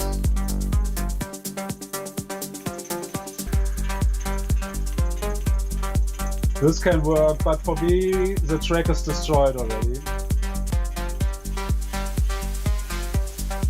I hear like the hi-hats distorting, changing the rhythm of the track. And the kick drum is just the peak or the transient is gone. It's gone, exactly, and it's kind of the rhythm is dictated by the hi-hats. Yeah. So yeah, you can push it farther with multiband compression and so on if you want to complement the loudness more, but I wouldn't recommend, and I usually don't do that as long as the client doesn't.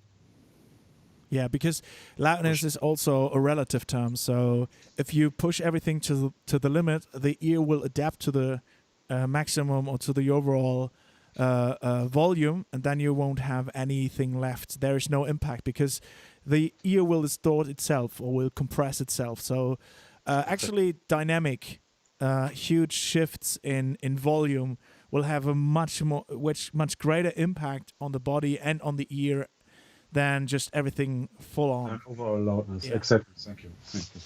Yeah. But I think this sounds great. What I would do now, also as you can see, I didn't look much for it, but if you look at my screen, you have like this analyzer here, and it shows kind of overall frequency balance. And as you can see, the peaks are kind of touching on that line. This is not something you have to go for. You should not go for, especially when we would go over to the second track, what probably we'll do in the next episode because we are running short on time because I'm talking too much. Probably. Probably this is one of the K or A lines, right? What do you mean? I The line this here is from my door, yeah? I thought this is one of the weighted curves for listening. This is the weighted curve, yeah, exactly. Ah, yeah, great. You can compensate die Steigung, the higher frequencies. The increase. The increase of the higher frequencies here. Because guys, this is important. The ear. If you see a term like if something is measured in a specific form like dBA, that means that there is applied a filter, and this filter usually takes into consideration the ear or the human ear, because the human ear doesn't hear every frequency in balance. It's not linear, actually. It's not linear, actually. Exactly. So the bass will be I don't know. I think I'm right. The bass will be extended while the high frequencies are a little bit compressed or just under. No, actually, it's the other way around, probably. No, it's neither of that. but it results in this because your ears is focusing on the mid range a lot, because your brain is developed to focusing on the human voice. So you're good in communication. You can understand your human brothers and sisters better. Yeah. So maybe we record that now, so we have something to show in an AB, and then we just go over to Creamtronic, because actually we have now 1 hour and 40 minutes. I mean, we wanted to do like a 1 hour show. Obviously, this is, but it's fun. It's always fun. Okay. We have 5 active listeners, so this is cool. But before we do that, because I cannot save the hardware chain, I can make a picture now. Oh, no, my picture is gone. Oh, software update. No, I don't want to update my phone. It should be back. Now, here we go. I have to print it. So you can't record it right now? I can record it right now, but therefore we have to listen to it for 5 minutes. Oh no, we don't have to. We can actually do that, and I just mute the sound. You mute the sound, and I will have a break for 2 minutes. Yeah, that's good. So we will have a break, and then we'll come back.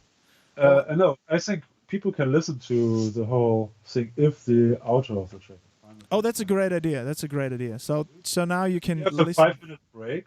Yeah. Because I cannot also we talk now 2 hours constantly, and I need to breathe. That's a good idea. So we give you the track for 5 minutes, and then we will come back and mix the other track from Creamtronic, which is a beautiful dub track.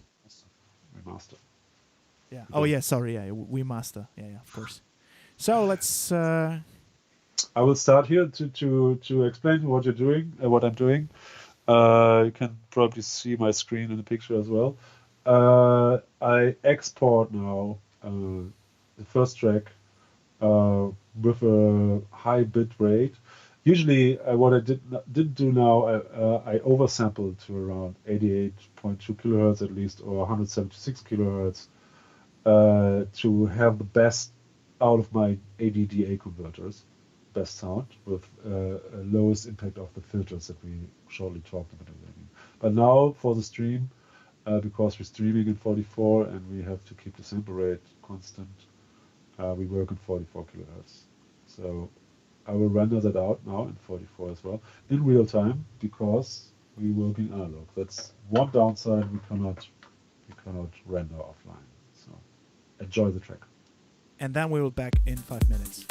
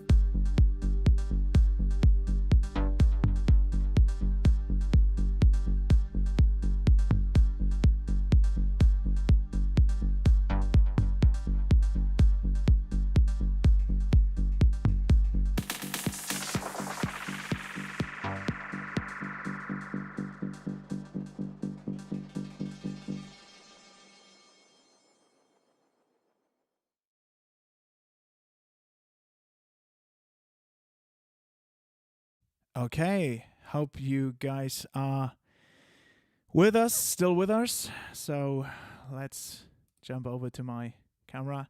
Hey guys, hope you're still in the stream. So we have been, quite active now. So it's 2 hours in the stream. Thank you so much for joining the stream.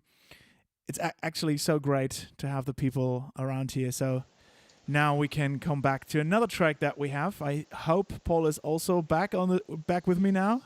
I'm back. Can you hear me? Yes, I can hear you. So maybe we switch over to the split screen and you show your beautiful face again. So wow, Paul took 2 hours and just a lot of love and labor into this track, and I think the outcome is worth it, right? I hope so. This is, of course, it's to judge on me, but also, of course, at the end on the client, because music is also something very subjective. So everybody has its own earring. Everybody has its own taste, and music is a very free field of art. It should be, and the master should always contribute the artist and the picture the artist had in mind of his work. So at the end, it's the artist or the client who decide if I did a good job. Yeah. So that's cool. So we have the first track now, and I think we come over to the other track, which has of course. And usually it goes sorry. faster. Huh? I wouldn't talk so much when I usually work. So it should take like 20-30 minutes for me to master a track like this, usually without commenting every move, of course. Yeah, that's cool. Wow, that was really, really, really cool. So you did an amazing job. Thank you. And I think the outcome, I mean, guys, you can hear that. So we have the other question from Creamtronic, and he was asking, like, is there a huge difference between the SPL plugins and the hardware? And I think it's an unfair assessment or to distinguish between both, because actually if you look at the history of Plugin Alliance and Brainworks and the SPL plugins, they were quite the first plugins that came out back in 2010 or 2009, I believe. So there has been going on a lot of development at Plugin Alliance / Brainworks. So probably I think the only fair assessment could be done with the Iron, the Iron and the hardware. But there's still a difference. I wouldn't say it's it's no, it's huge. Yeah, it's huge.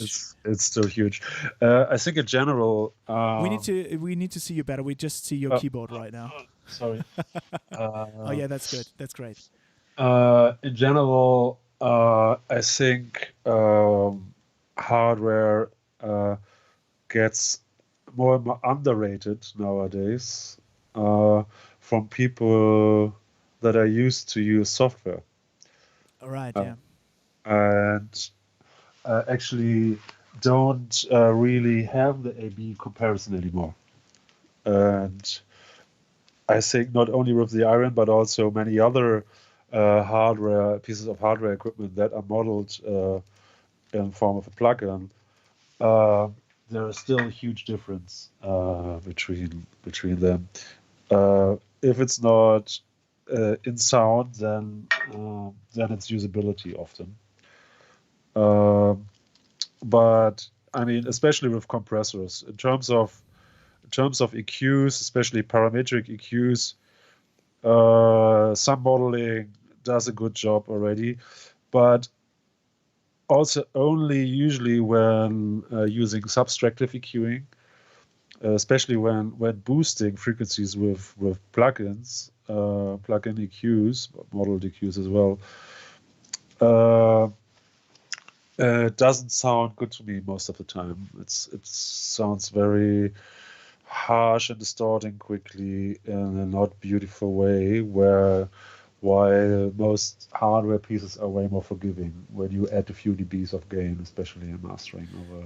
I had the same impression. I test out right now the HDE 250A from Custom Audio Germany, which is a mastering compressor. It's modeled loose after the Sontec, and I have the transformer option. And what I realized is it's way more forgiving. It's not boxy sounding. So if you have the same cue, if you have the same gain, and you just enhance the frequency, it still baffles me. So you gave me the tip to use the linear phase mode on certain EQs, digital EQs, but I will try that. But even then, it was when I increased, especially around 60 to 80 hertz, it became to sound like boxy. You know what I'm saying? It started when you increased around like 6 or 7 dB. You had so much strange artifacts coming across the frequency. You know, that was interesting, and it's different with hardware still. I think at some point you can model that, but right now, I have to say I'm using best of both worlds. I mean, obviously it's great to have this high cues and to be able to cut out frequencies and just to have these dynamic EQs. This is I think groundbreaking for us. But if I want to boost something on the master bus, I still would go to analog, especially now that I have the chance to test it out.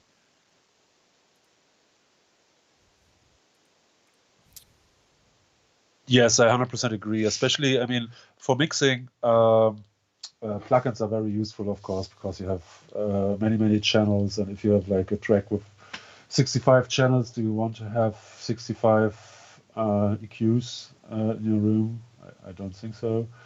Maybe you have a mixing desk, what is also quite huge, and then you have the problem of recalling a session and recalling all the EQ settings and so on and so on. There are many benefits of plugins, especially when it's in the mixing world. But in mastering, especially when you start to add volume and dBs, what usually you do in mastering, or you have to, or you want to, and adding harmonics, then plugins come to their limits pretty quickly. Yeah.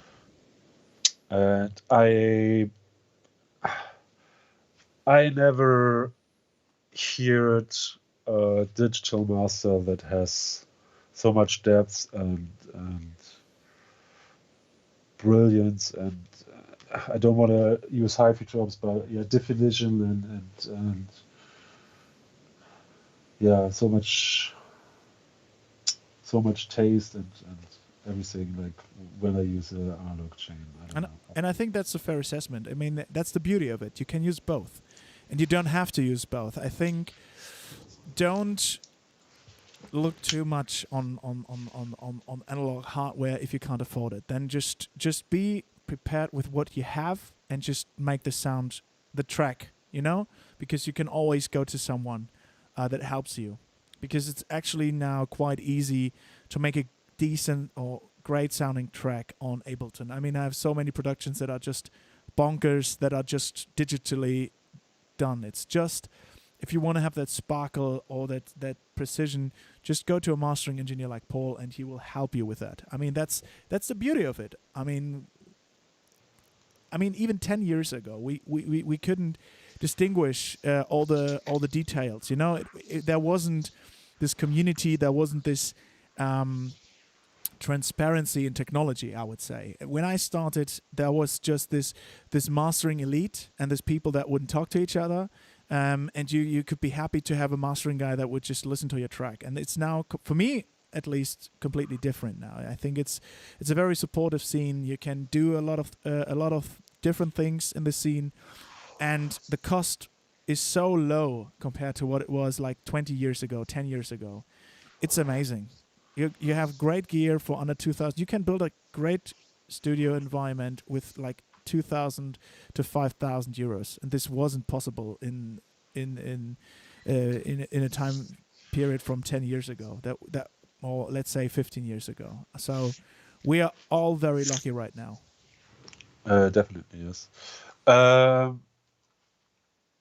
Anyway, should we move on to the second track? We should, because it's 2 hours. Yes. It's 2 hours. We love what we're doing. I mean, should we say who will be our special guest in next 2 time. weeks? In 2 weeks, yes. We should I, say it. I invited a colleague and a friend of mine and a producer that whose work I value a lot to join us in Yeah. 2 weeks. And it's Robert Babic. Yes. You know him. He actually moved from Cologne to Malta and, of course, took his complete studio with him and works from there. And he will join us for a nice talk about. And this is this will be a very great session. I don't know what we're going to focus on with Robert. Maybe just an interview and then maybe some mastering. Maybe we do 2 sessions. I don't know. I would do a lot with him. I mean, he was one of the guys that taught me mastering, like in 2007 when there was telecom slices. You know. Yeah, guys, I know that. Guys, that was my Bible when I was younger, way younger. Telecom electronic slices. Go and watch all these episodes. They are amazing. And Robert was one of the first guys to actually talking about hi-fi mastering and the beauty of tape. And he just got me hooked on the complete topic of high fidelity audio back then. So that was. It's great to have him now, like 13 years later on the show. This is really cool. So Robert Babic will be on the show in 2 weeks. That's cool. Great. We're looking forward to this. But now, let's not let Creamtronic wait another 2 hours. Yeah. Sorry, Cream. Sorry, Creamy. We will make you sound creamy. I hope so. Let's see. We need a bit cream, a bit crisp. Yeah. I mean, we Germans are not famous for our humor. We are for precision, yeah. It's always precision. So let's listen to the track that Creamtronic gave us. Yeah, maybe you switch back to my screen. Because I already did that. Wap. Okay. Wap. Start again with using some plugins. First, I will disable the hardware chain here. Maybe you just tell us what you're looking for right now, because we in the pre-edit we talked about this, that there's something funky going on in the bass. Yeah, it seems like. Oh yeah, I have a lot of stereo information in the bass going on. When we look here at when you see where I'm pointing with the mouse, you have a phase oscilloscope. Yeah? That shows us a phase correlation of our track. That means the difference between the left and the right channel. When I mono the signal out now, what I can do, let me introduce here with my hardware chain, and on my console I can press mono, and now you see we just have a needle in the middle here. Yeah, this is now a complete mono signal. So this is what is same phase on left and right, and now it's with the side information, and you can, as you can hear, it's a huge difference. And also in the bass, our low bits are like almost completely panned also to the side. So this is something special on the track. It can become problematic in certain listening scenarios. It's no problem so far on headphones. It sounds amazing on headphones. Actually, I'm listening on headphones. It's super nice track. But if we play this in a mono scenario, we would lose maybe a lot of information, musical information of the track that we want to keep. Or if we play this on a stereo system in an uncontrolled room, or maybe on a wide stage where we have like 20 meters of stage, or even more, 150 meters of stage. Let's talk about a stadium. It's not maybe not the music for that, but yeah, something like this. Then half of the crowd would listen to something else than the other half, because they are not all in the center. So in terms of high frequencies, this is less problematical, because then, okay, the sound will sound more far away to your left ear than to your right ear, but it doesn't impact the rhythmical dynamic of the song so much. But when the bass comes with a significant delay arrives at your place, then maybe you have no bass information because it's cancelled out, or because you're in the bottom of the wavelength of the wave. Yeah, when you see the bass wave as over of 80 Hz or something is 4 meters long, or 40 Hz is 8 meters long wave, and you're 6 meters away from the speaker, then you're actually in the peak of the wave, or in the dip of the wave, and not in the peak, and then it's not as loud as it's supposed to be in the mix. So another problem could also be the cross frequency on a speaker system, right? So if you're in a club, exactly. and that's a problem. Most PA systems in a club, they work in mono, but sometimes they try to have this, like, how can we, pseudo stereo, where you have this cross frequency, and then there's something funny going on below 120 Hertz or 100 Hertz, and they sum both signals together, and this is a problem. Exactly. So in short, the mix will not appear at the listener as you mentioned it, or as you intended it to sound like. So and now on this track we have to find a way to bring this in balance. Let me try to do this now for you in software. Now I'm using a plugin from Brainworks. Actually, I like it very much for MS processing, because it's you can even boost with it a little bit, even if it's software. It doesn't sound harsh. It sounds still nice and musical. The bottom end is not maybe the tightest one, but I like it for the mid frequencies and the high frequencies a lot. So what I like to do here is, when I now switch to mono, I don't want to lose all that chord information, all that lead sounds and overheads from the drums, so call it, or reverb information. So what I will do is I will just add a little bit of high frequencies to the mix, and I will try to have a shell as flat as possible. Don't go too low. Like this. So I will add maybe 2 dB, and I will take a little bit away on the high frequencies. Later in the process, I will add high frequencies again, and this comes back. So it's again something where I can link both of them. So when I choose a frequency here, I choose the same for the highs. So I do this for the filter here, and then unlink them, and I reduce the gain here around that amount that I added on the mids. So I took a bit away from side signal and added it to the mids. And now I smaller the stereo stage a little bit. I will compensate that by boosting the overall stage again later, but then I have another balance. So, but the first, when I switch to mono, it's not such a big loss from the signal. If I turn it off,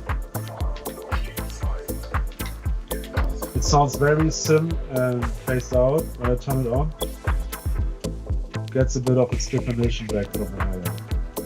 Turn it off. There's a little bit of it there. Another thing I could use is the mono maker to mono out the bass. This works quite well. It compensates also the volume loss you gain if you just use the filter here. I could also just filter out, make a low cut for the sides, like this. But then I will lose bass. So, oh, now I linked it. Turn it up.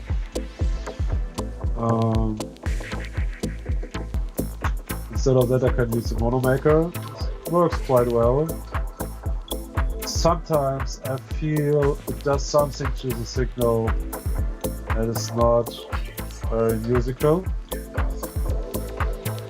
So I usually, because I have the luxury, I use my Gemini to do that, because the elliptical filter, analog filter in there for me sounds more natural, and you don't really hear a degrading of the sound. So I will do that later. But what I will do is now I will add a little bit of bit information for the bits. So I will do this here around 2 kilohertz maybe. Let's look at when I go in solo mode here, let's go to solo.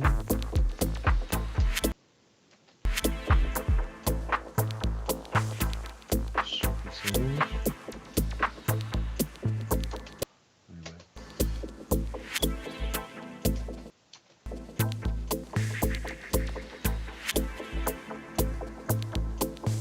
Yeah, I can compensate this a little bit. I will make it more wide. Now let me stereo, now I switch to mono.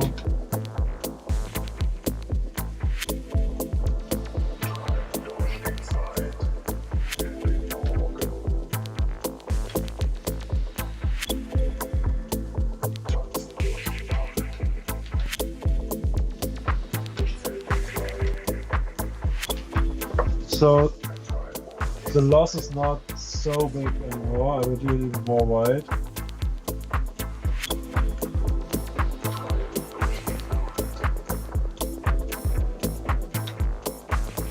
But the difference, if I leave it stereo, is quite small. Yeah?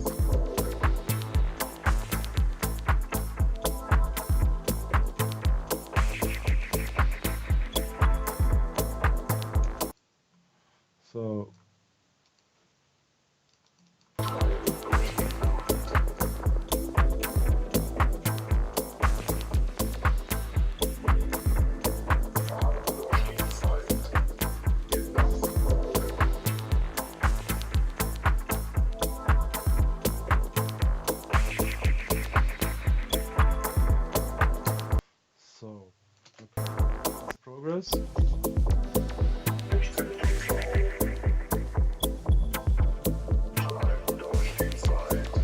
The mono maker would help, but let's do this later.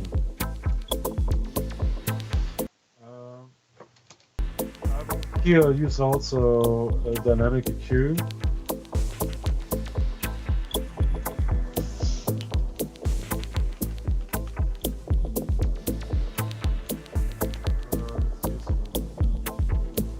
Of course, she sounds great, and she's real. Ah, but there's a gentleman's edition that you should of course purchase.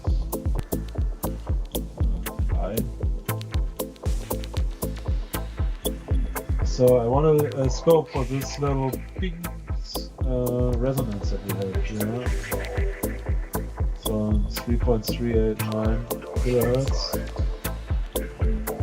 So I'm on 3.3 already. So we saw already it's checking it quite well. I can do now.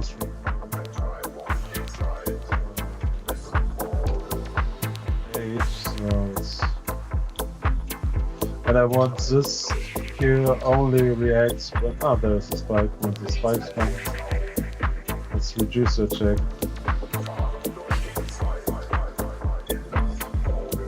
And reduce the release also, so we don't have any fading or pumping sound.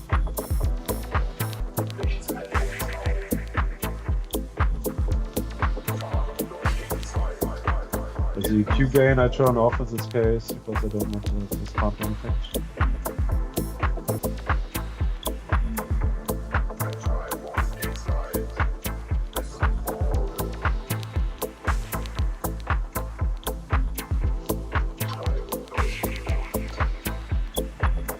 So we can listen for ages to this track from YouTube.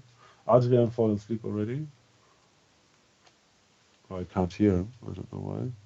No, I haven't been asleep. I just listened to what Okay. you're doing.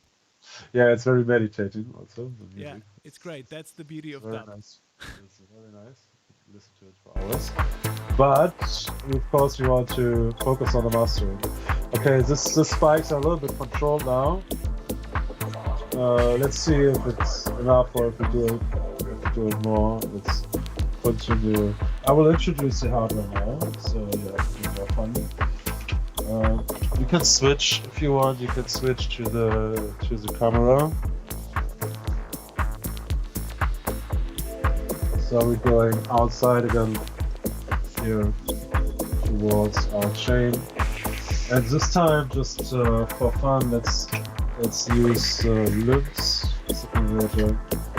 Oh, but immediately I feel it's more washy when I go over to the Mercury. It's way tighter.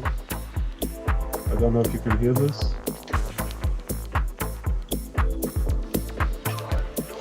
And I think it's because of the phase of the signal when I get to go through the links. Something happens there. I also know it's dual mono. It's a dual mono circuitry on the limbs out. So maybe that's a little bit. Probably. So 2 decks synced. And here we have a single chip. I like the tighter version of it. I don't know about you, but I think it's good for the track. The fundament of the bass is more steady. So what I do now,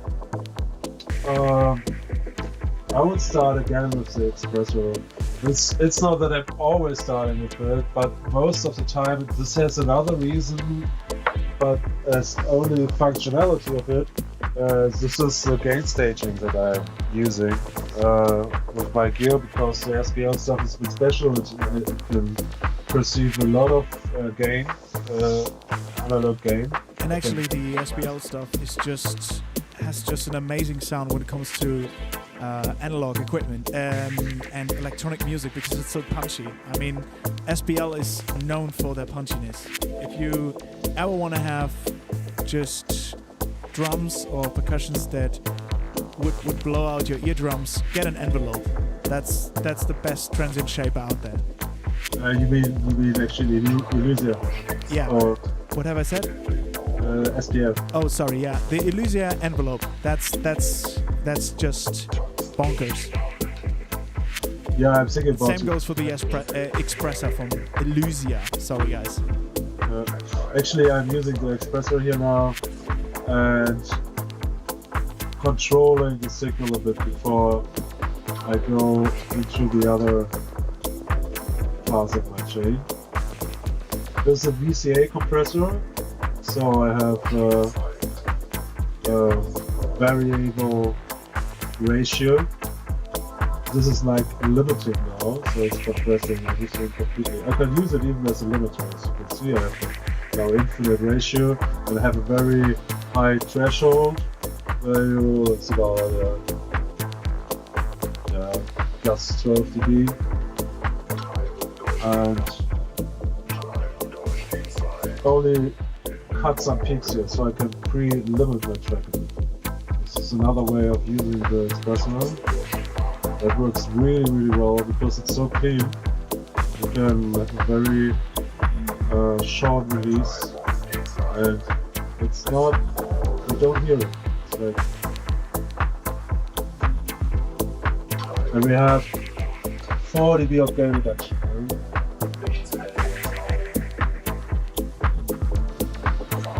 Can you hear it?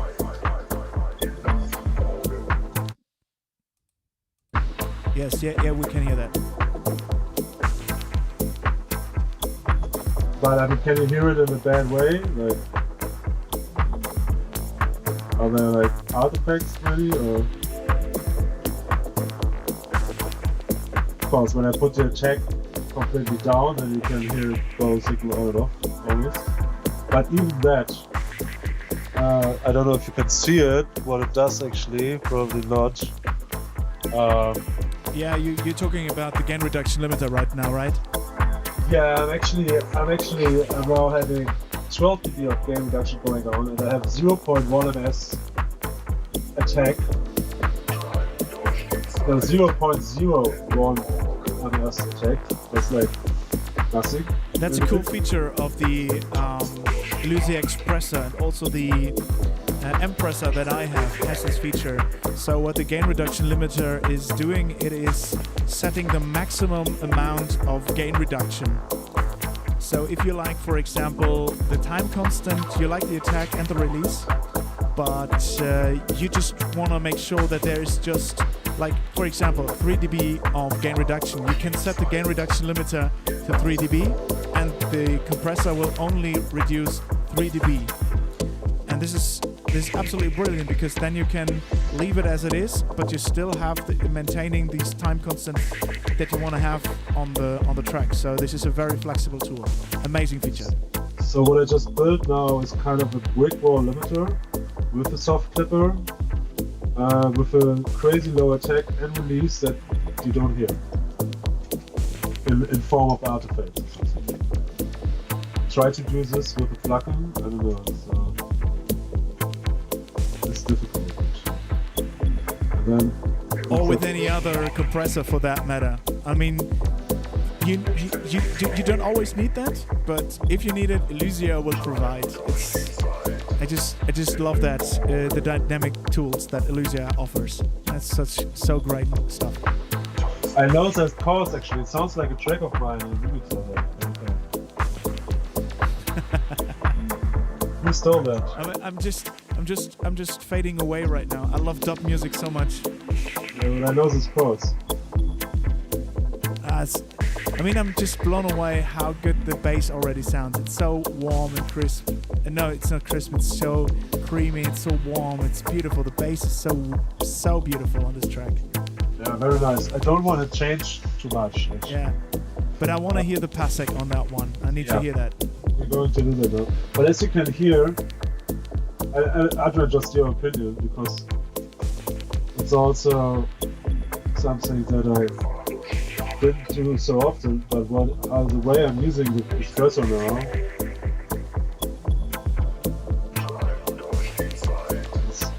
for me it's quite amazing, because I'm gaining like 2 dB of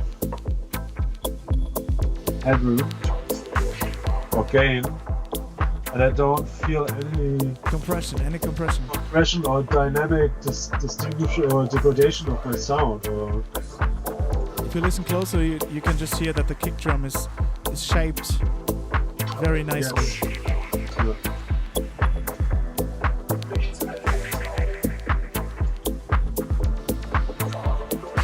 It's just little clicks, they get a bit louder.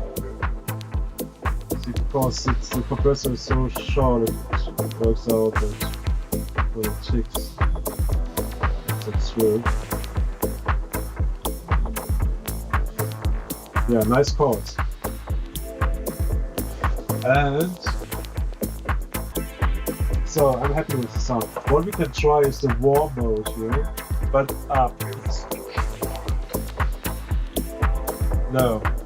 For me, this washes out the sound a bit in this case. Yeah, I have to ask Ruben what the mode is doing. I don't know. It's not I don't know if it's rigged through the transformer or something, but it definitely adds harmonics in a way. Second or third harmonics? Yeah, I think more like second, third harmonics or third harmonics. I mean, but sometimes it also gets a bit muffled depending on the track, so maybe it's second harmonics as well. I'm not. You can hear a bit more focus on the low mids also when I'm engaging it.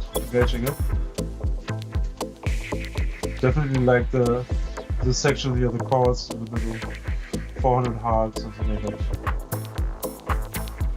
Comes a bit more in front, but for me it loses the crispness and punch a little bit that I gain through the unit. So sometimes I use this mode, sometimes it's benefiting, but for something that's so creamy already, don't want the switch.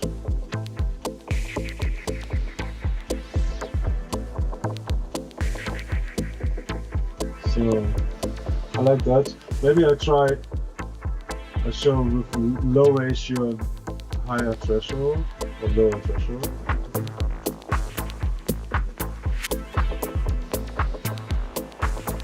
A pretty different behavior. Yeah, it's astonishing how you still maintain the percussions on the sides, you know? Even though you're just starting to really grab into the dynamics, how it still maintains the pristine sound of the percussions and the glitches. I really like the xpressor on this one. Yeah, there it is.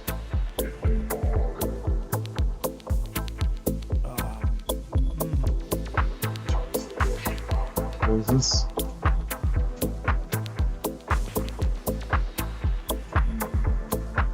Puts everything a bit more up front, but maintains the overall dynamics. Yes. This is how I use the xpressor most of the time for mastering. This limiting before was also nice, but yeah, like this.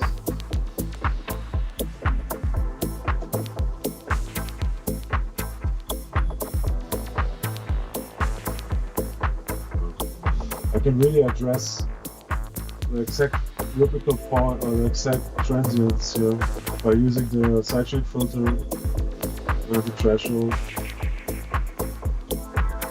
Having a quite low ratio of 1.3.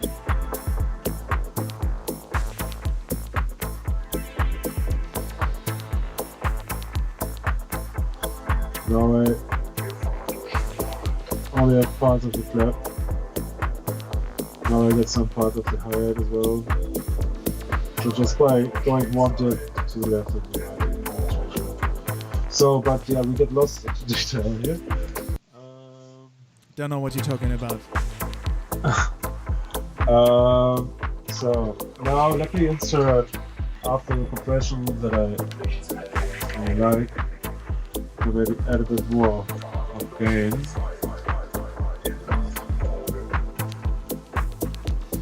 Alright, this is good. So, what we can also try is add more gain and run it parallel.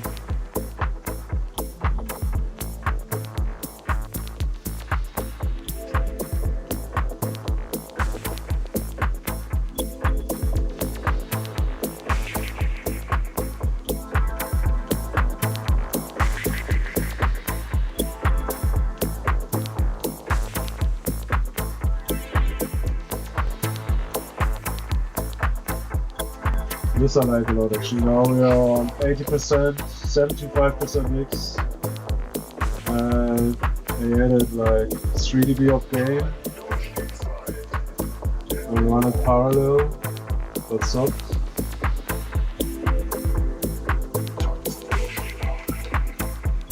Really blues it together. Brings more definition to the clap.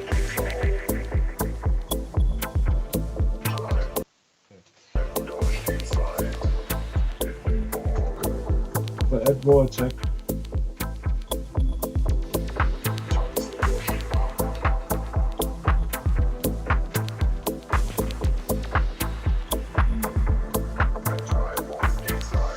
Yeah, the kick comes a bit more through, but more clear. Like this. So next step is now let's change the order of the chain. This time I wanna do first MS now to compensate. I will keep the elysia. Now I inserted the elysia here on one, and then I want to go MS for the Gemini and go to the PASSEQ to do MS EQing and go back stereo. So Creamtronic has to leave because he has to work now. So see you next time, Creamtronic. Thanks for the great track, and we will finish it now. Just can't wait to hear the PASSEQ on the bass drum. That is pure audio joy. Great. Yeah, sorry that it took so long. Maybe we should have started with the track. Now let's insert the PASSEQ. First, I will do the elliptical filter here, and I will go a bit higher now. I'll go 150.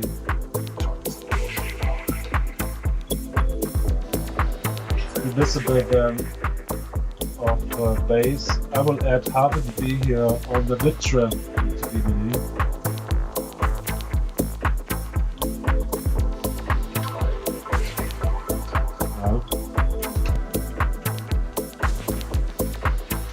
This is without the Gemini.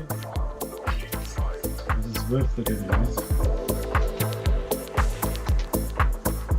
It's not the PASSEQ yet. It's just the Gemini. But that's good. Yeah, I just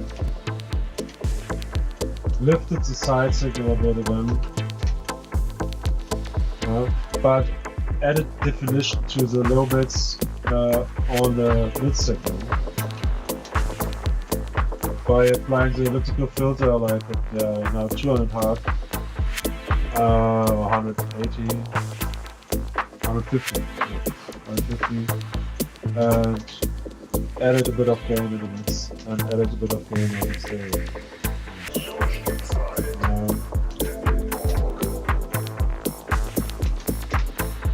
And then it becomes a bit more clear, the bass is more centered.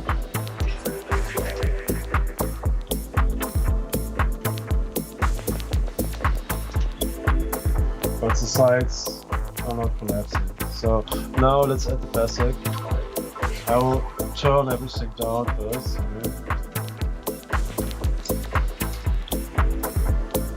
Now I want to add some bass. The bass here is lower. The root, it's a D, I think. D minor. It's probably E minor.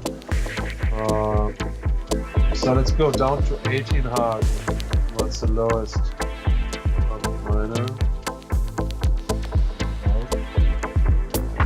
And then we add like 1.5 dB. Now it's starting to distort already. It's too much. Let's see.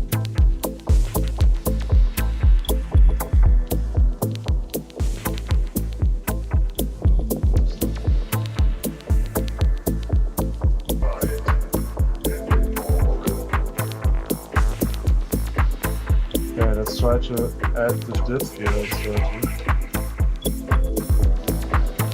Avoid with harmonic distortion.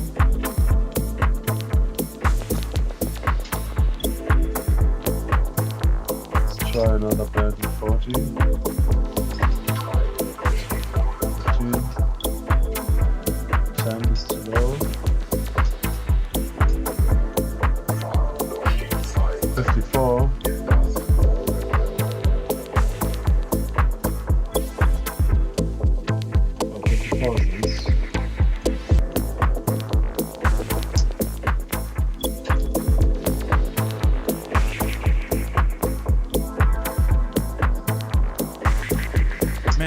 That band is so lovely. I mean, it's already bringing everything, just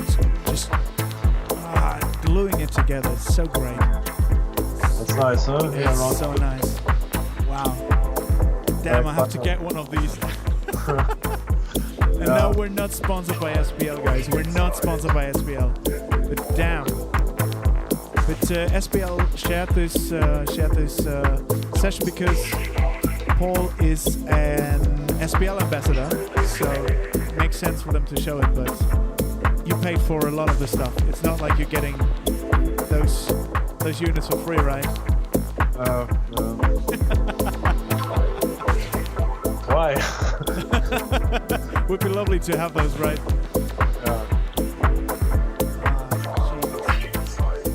So now I'm adding here a bit of bits.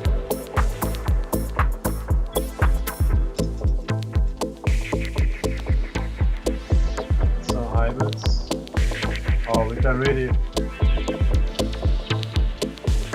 scope into that little percussion clicks here on the delay.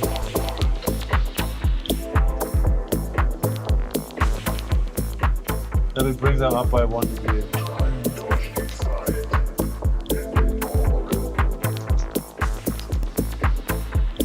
already adds definition to the transients.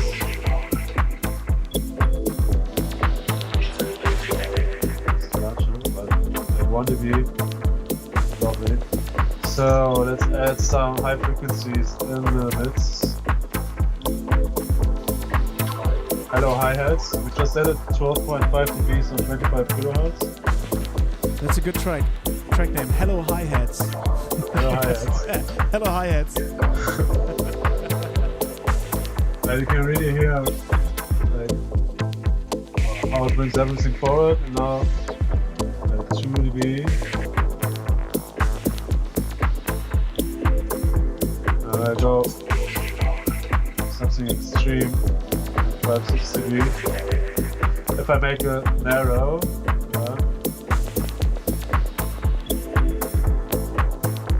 and you hear how smooth the filter gets in there.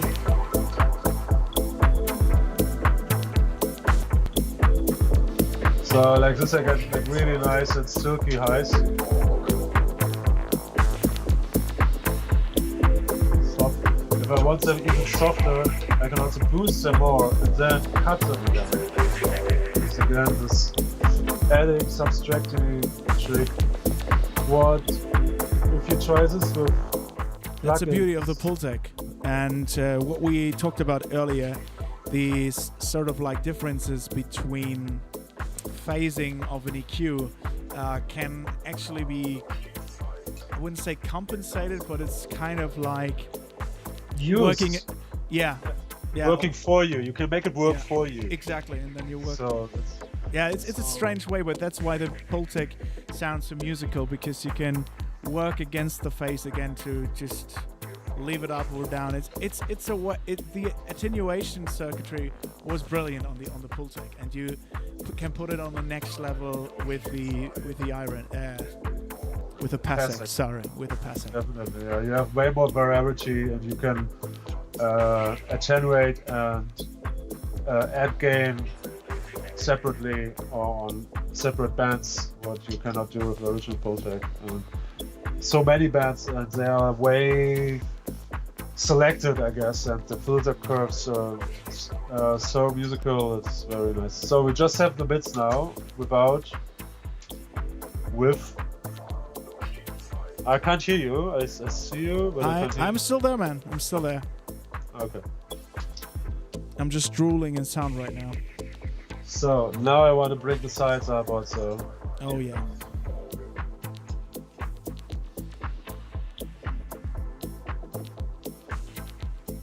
Here we have the delays of that clamp. Oh, that's so nice. Now I can just bring that forward to one. And we can open the room.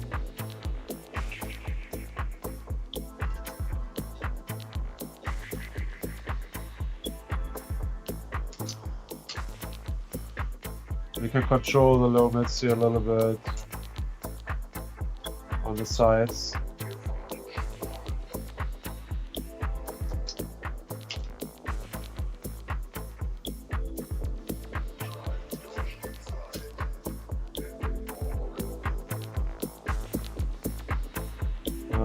We can add a filter at 160, a soft one. Add a bit more to 54.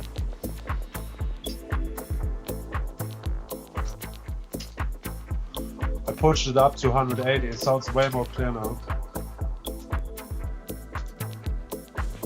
Especially the kick drum is now way more tight.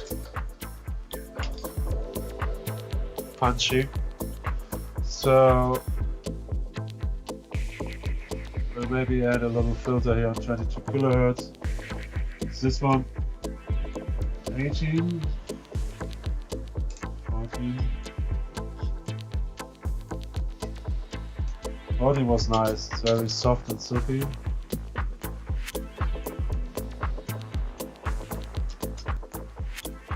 Without PASSEQ. With PASSEQ.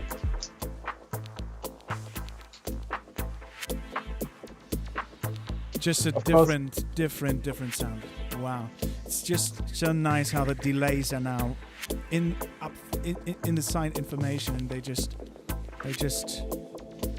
flying through the track. It's so nice. Wow.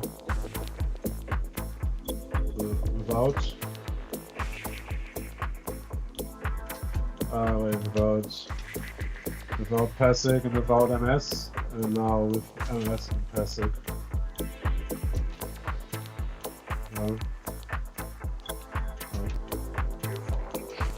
Sorry, it was wrong.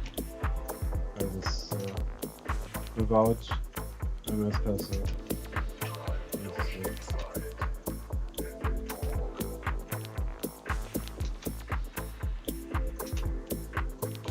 It's a bit different.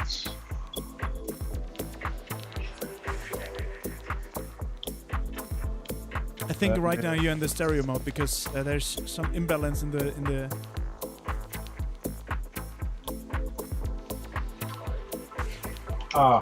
I'm still making the order. Yeah, okay, that was wrong because I didn't have finished my chain. So right, okay. So now we are back in the right mode. Let me just finish the order now. You just wanted to test me, right? That was just a test. Okay, you just wanted to test you guys. Because you're now 3 hours, 3.5 hours watching the boring episode when you're just mastering. I hope it's not boring for you. Now I insert the next piece of equipment. I will use the PQ, but in a different way. And then I will use the Iron. And I can now store this setting here if I want on position 3, and I can switch the order now. Here I would have the PQ before the Iron, and here I would have the PQ before the Gemini and before the PASSEQ.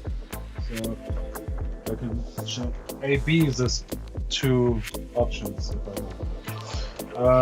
But what I want to listen to now is turn off the Iron for now, and then add the PQ, reset the bands first. Listen, kids, always reset your EQ before you start. Yeah. I mean, usually I turn off. Reset your EQ, reset everything, reset the parameters. Don't go into your hardware when you're not used to it. No, when you're...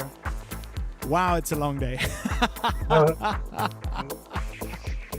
We should do this more often, like 10 hours straight, just mixing and mastering with a live stream. There you go. We would burn through our CPUs. We would burn through the CPU. So now I add a bit of kick drum, right? The bass. And it sounds so nice. Listen. So much more defined low end. I hope you can hear that with your monitoring.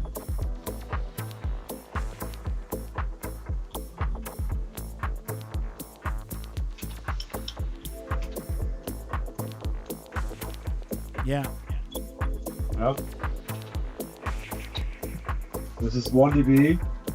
So at least I can hear. Hopefully, this will translate after YouTube compression. Hopefully, we don't know, but at least I can hear it. Yeah, we are not too loud yet, so probably YouTube will be nice just because we are minus 15 LUFS 16. What's 1 dB under 2 dB under YouTube's compression threshold. So, let's see what we want to add or to subtract here. Kinda like maybe we hide the hi-hats a little bit too much. I like this more, and now I will add a little bit of hi-hats here. At 3 kilohertz. What is a critical area when you boost here, because it sounds quickly harsh and distorting. And very sharp. Normally, this is one of the areas where would you do the de-essing, right? De-essing or reduce some frequencies when you have vocals that are too crispy or too sharp or too much sibilance or something. But here, what I do now is I'm adding 20 dB. You don't hear that? Okay. Because we are in proportional mode. If I would switch the mode now, you would blue your ears. We don't do that. So I will switch it now, and now I will lift. And you hear. Oh, yeah. This gets really crispy, but if I go into proportional mode, this becomes buttery and soft. This is like very nice. Oh, and you also grab some short delays of the room. Yes, you can do that.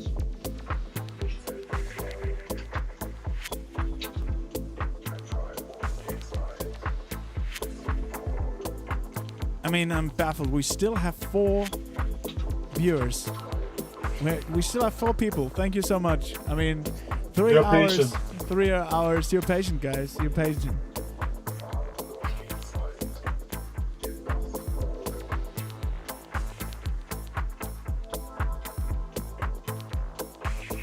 So now I will reduce a little bit of high end at 7K. And I will do it quite narrow.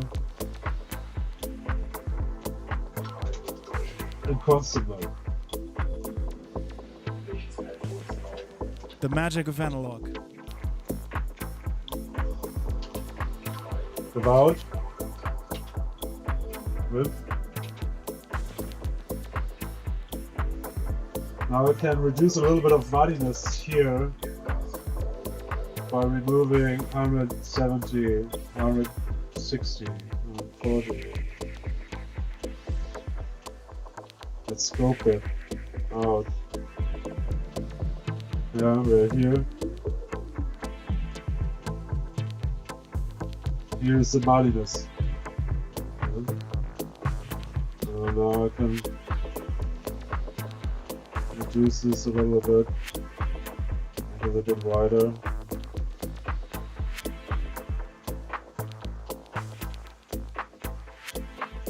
One up.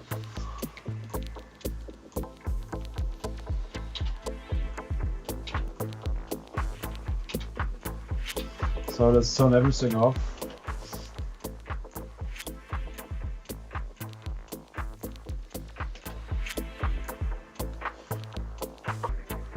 I have some saturation here. I will drive back the gain from the xpressor.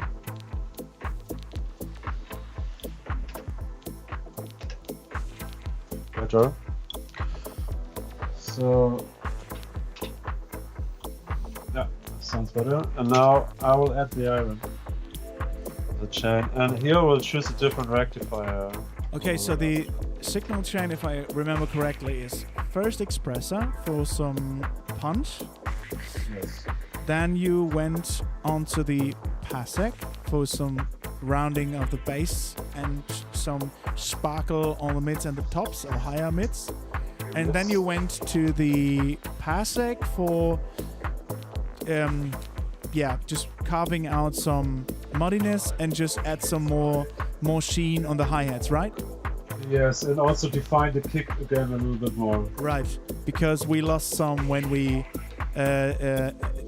worked with the PASSEQ.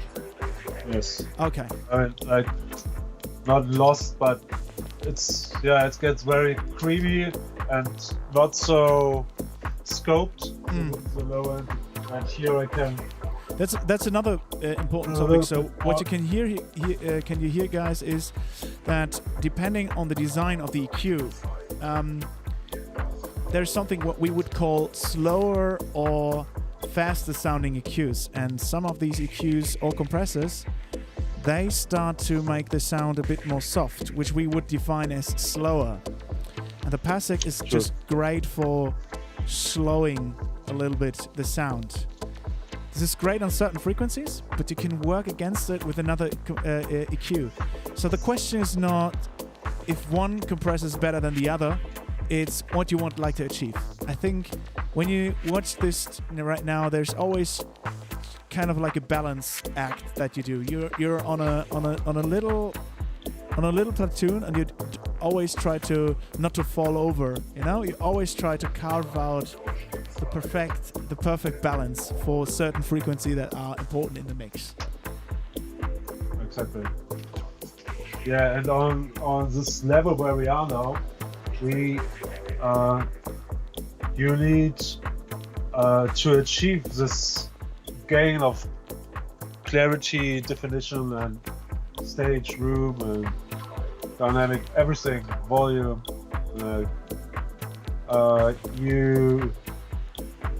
You can't do this with one single tool, I think. It's always that you get from every step that what Adrian mentioned right now. Every process you add will also add its side effects and problems that you have to compensate them with another thing. But just one of the tools will kind of not bring you where you want to end up. It's like some people say, oh, for mastering you can throw a limiter and push 6 dB and you are done. Yeah, right. Yeah.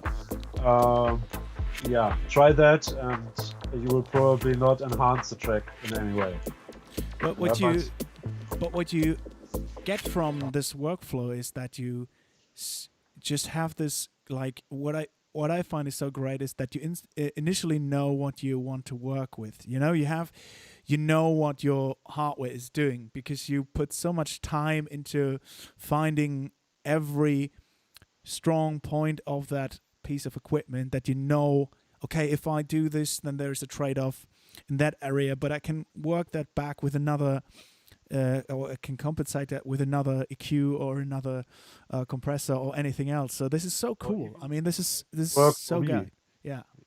Yeah, you know, when you know, okay, this brings a phase shift, but when you set the frequency, the counter frequency for your EQ right, this phase shift works for you actually. So you can clear your low mids by boosting the very low subs on the right frequency, because the phase shift will cancel out your muddiness. Yeah.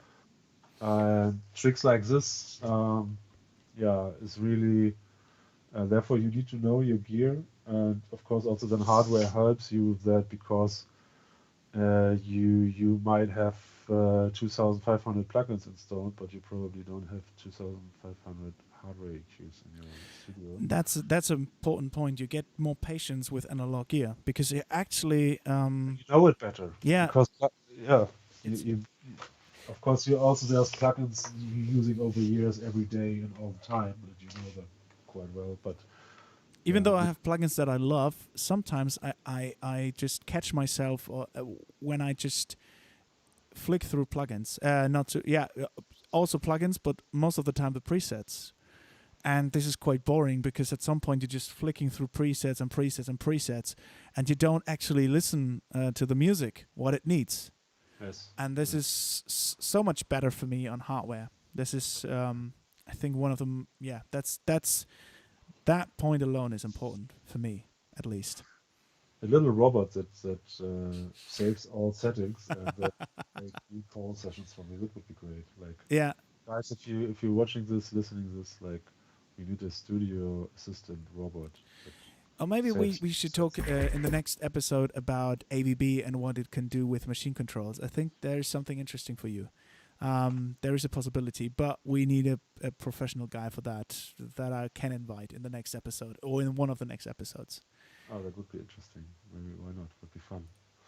So, but let's go on, because we're close to the finish line now. I want to add 3 hours, guys. 3 hours. Late night. One thing I usually recommend everybody, and what I also tell my clients, if you want to have a good result, give me at least 2-3 days or a bit more, because the best mastering you achieve usually in the morning with fresh ears. And usually, so you're a morning guy like I am.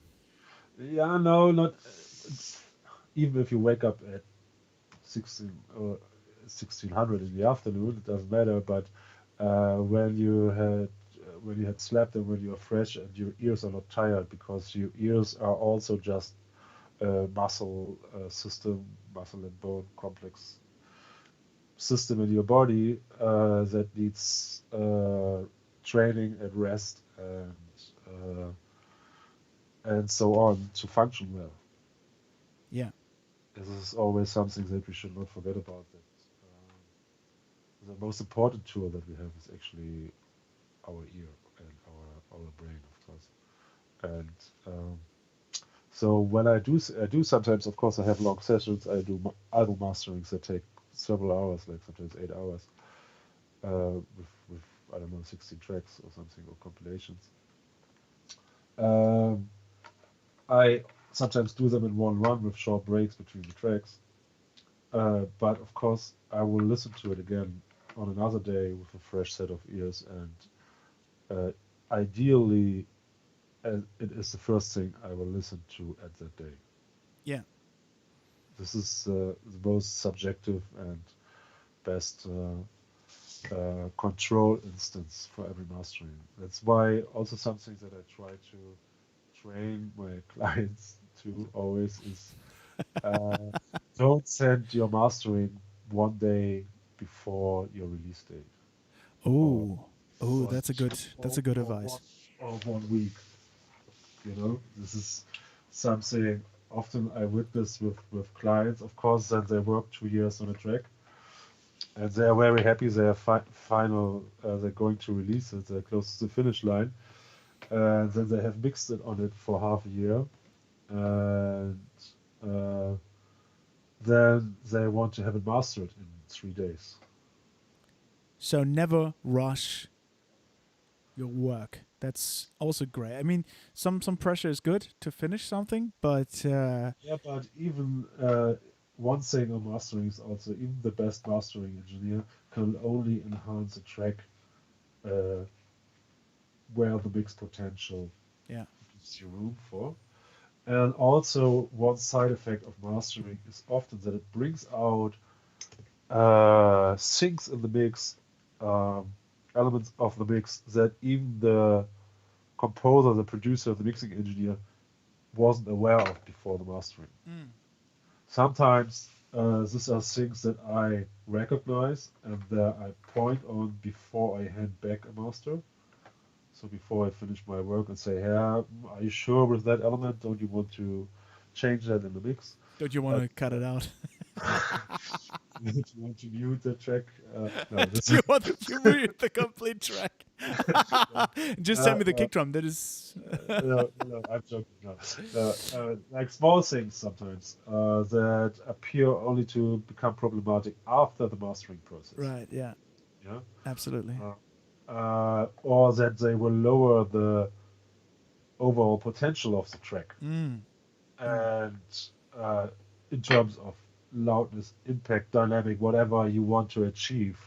So more is not always better. No, also that. And also sometimes I see the things coming, I point on them, give it as a feedback to the client. And then he said, it doesn't matter. I think you can compensate it with mastering. And I say, okay, I can do it to a certain point, but I'm not sure if you're 100% then the result is that what you have expected. Yeah. So, and then the client says, I trust in your magic, you will do it. And I say, I'm not sure. It's possible because, I can apply some magic, but I cannot change the overall track. That's or your track or your mix completely. And sometimes the things that they didn't know that they are there because their playback system didn't went down to 20 hard or to. Which underlines the statement that we gave out in the last episode, is one of the most valuable things about a mastering engineer is the second pair of ears. So to have someone that can listen, in quotes, objectively to your track is such a valuable tool. This will enhance your workflow, and if you get great feedback, this will trickle down to your next track because you learn how to mix your track properly. this is a great, great, great way to improve everything. So Exactly. So yeah, what I wanted listen, to little point Padawan. what I wanted to point on is that give yourself and your mastering engineer room to listen to the track twice and also put in a buffer time if you get a mix critique from your mastering engineer and you have to go back into mixing to improve the track to the full potential. That can sometimes take a week or two. Also for the mixing engineer, even especially if you doesn't have done the mix yourself. Also, you have to see that your mixing engineer has time and that you can recall the session perfectly, and so on and so on. So what I want to say is mastering is not as trivial as it looks sometimes, and you should, especially when you work very long time on a track or on an album, you should plan also in some time for the mastering process. And if it means, if the best possible mastering means that you will get a feedback from your mastering engineer to improve the mix and do your homework, and this will take another 6 weeks or whatever, or 8 weeks, or 3 months if it's an album that you have worked on and that is very complex. I don't know, with some genres, and when you have a band involved, and then you have to make decisions, which and makes so on. absolutely sense. I mean, it's kind of crazy to think that you have put so much time and so much effort into a record, and then you just rush it because you're fed up with a track or because of your ego, probably. Or you have set the release date already Yeah. because you think, oh, it just has to be mastered and then it's done. Mm. So it doesn't mean it's not possible to return a master in 24 hours. This is quite quick, or 3 days. Usually my time is 3 to 5 days, or sometimes a week, maximum 2 weeks, depending on my schedule when I have a lot to do. But yeah, consider always that you might have to do some homework to get the best possible result if your interest is to have that.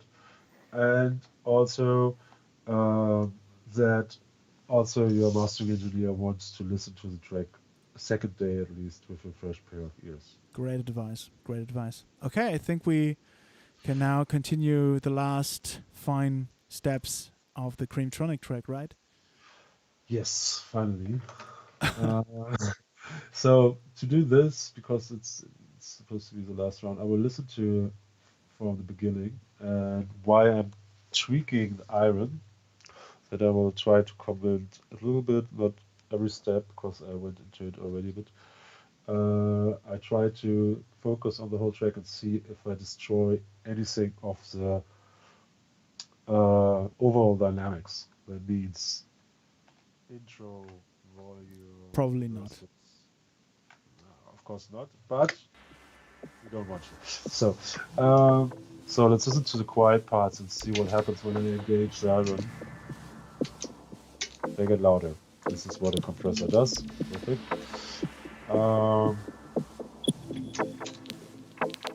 We get instantly more definition. We have the tube bias on mid. Put it on low now.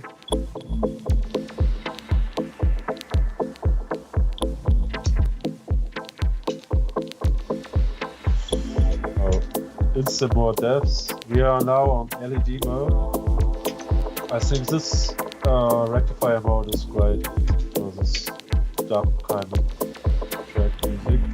Let me put in the sidechain filter.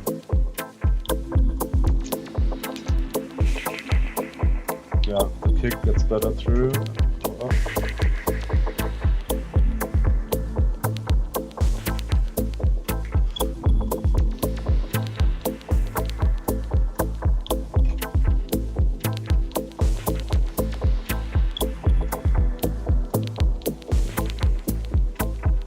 Sounds like a Katamuka track that I have produced. Nice chords. Yeah, just really nice. I like it. Very nice release. And at first I wasn't getting the vocals, but now they're catching me. It's good. The snare is also nice. Just a good mixed track already. Yeah. Oh, that's a 2-pass. I will leave it on low. It's nice. It's very nice. It's soft. I will leave the BIOS on low this time, but I give a bit more threshold. So therefore, I will push the output by 2 dB. And we get more volume, what we want to gain. And just some definition on the kick drum again. And definition of the kick drum again. And if we want to have now huge fat bottom end, we can engage the air bus. Oh. The problem is once you have engaged it, you don't want to turn it back. This is actually a passive EQ stage after post-compression on the Iron that I can add. I can add a tape roll-off. It's the opposite actually. I have a roll-off of the highs and the lows, or I can boost them.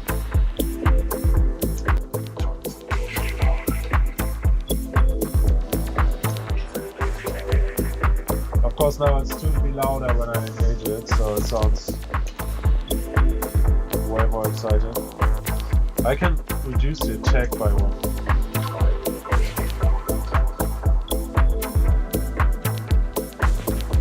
This might be too punchy. Let's make it very fast to hear it.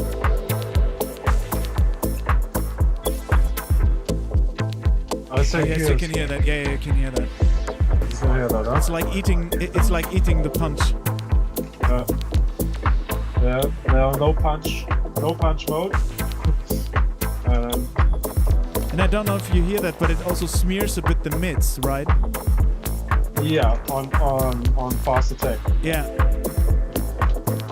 Yeah, when I have a slow attack, it will let the transients through. So the peaks and our first impact of all sounds is not compressed. So this is kind of upward compression mode that we use in here.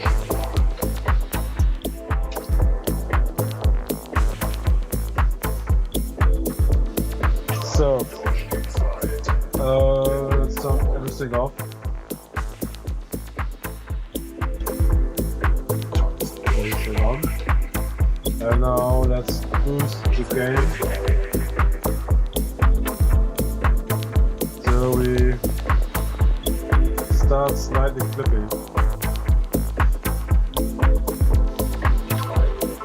We still have all the dynamics.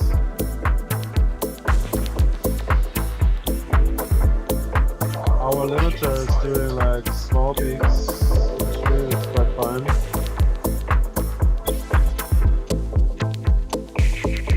Gonna have a bit more attack. BPM is a bit slower and the bass drum is lower.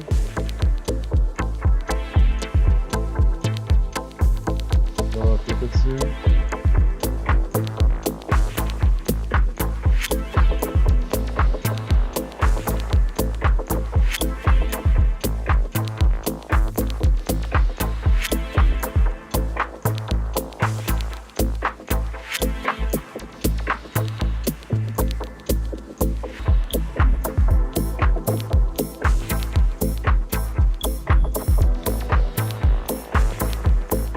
Very nice. So before our inserts, you can also see the face is moving around a lot. And when I insert the chain, our phase correlation is also more stable towards 1. But we still have an enhanced stereo image. And enhance even more. So now I monitor mono.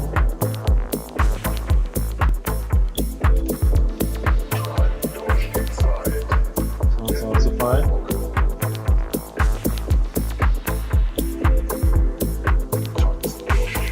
I like it.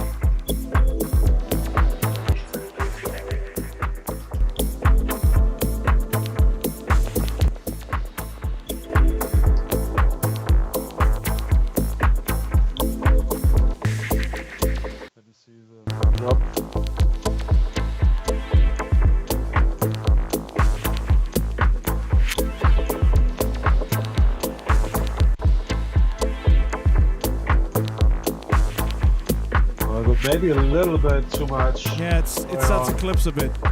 Starts to clip.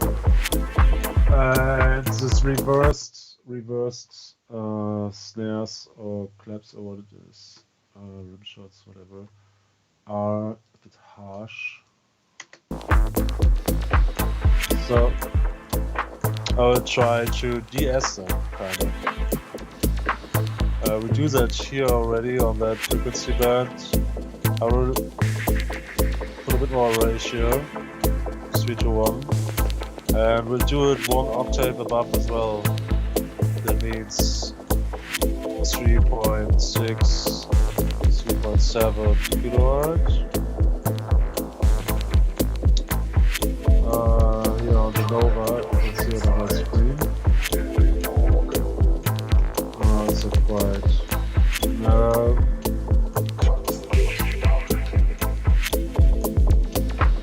And the only one right here.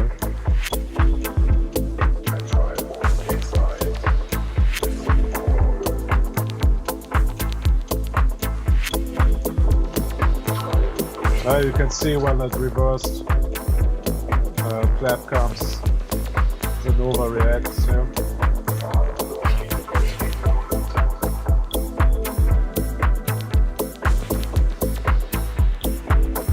And I will pull back a little bit of the high frequencies here.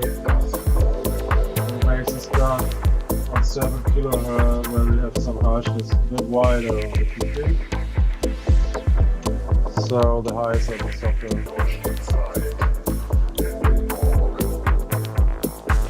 Even more. A little bit higher.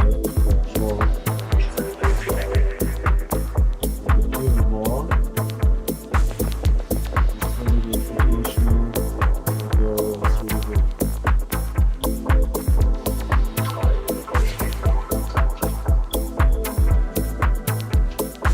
Oh yeah. Harshness is gone. So let's see LOFS, -10, -11. For this genre, this is great. -12.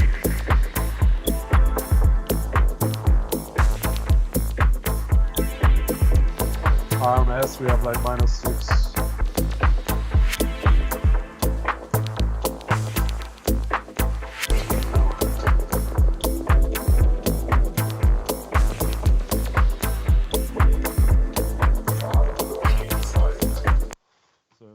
Dynamics left, Which adds to the track because the track itself is very dynamic. It needs that, I think. Before, after.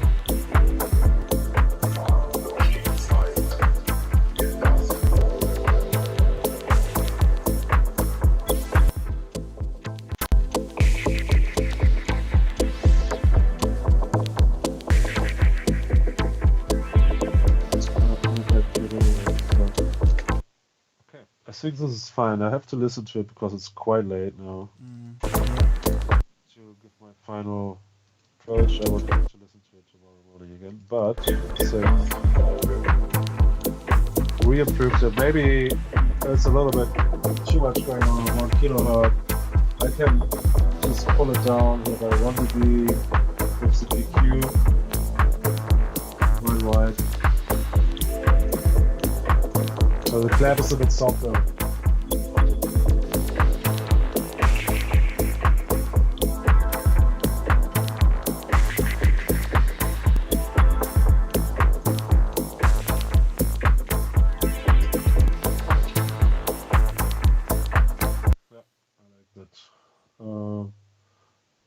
Yeah, it's also a matter of taste. All right. Wow. So I would print that. Then we would be finished for today. So maybe we go back to our split screen and just... I would just press record and you can... Yeah. Thank you guys. Thank you for being on this episode. That was an absolute joy. We have done 3.5 hours nearly. Thank you, Paul, so much for your We service. said we keep it short, 1 hour today. Yeah, we said we keep it short. Thank you so much. You're welcome. It's a pleasure. Great music also. Yeah, we will do this now every week.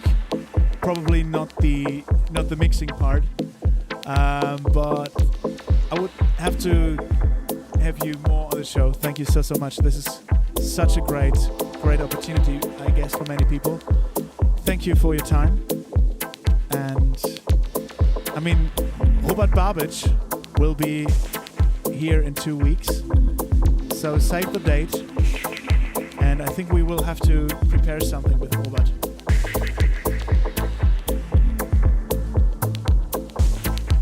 If I'm not mistaken, right?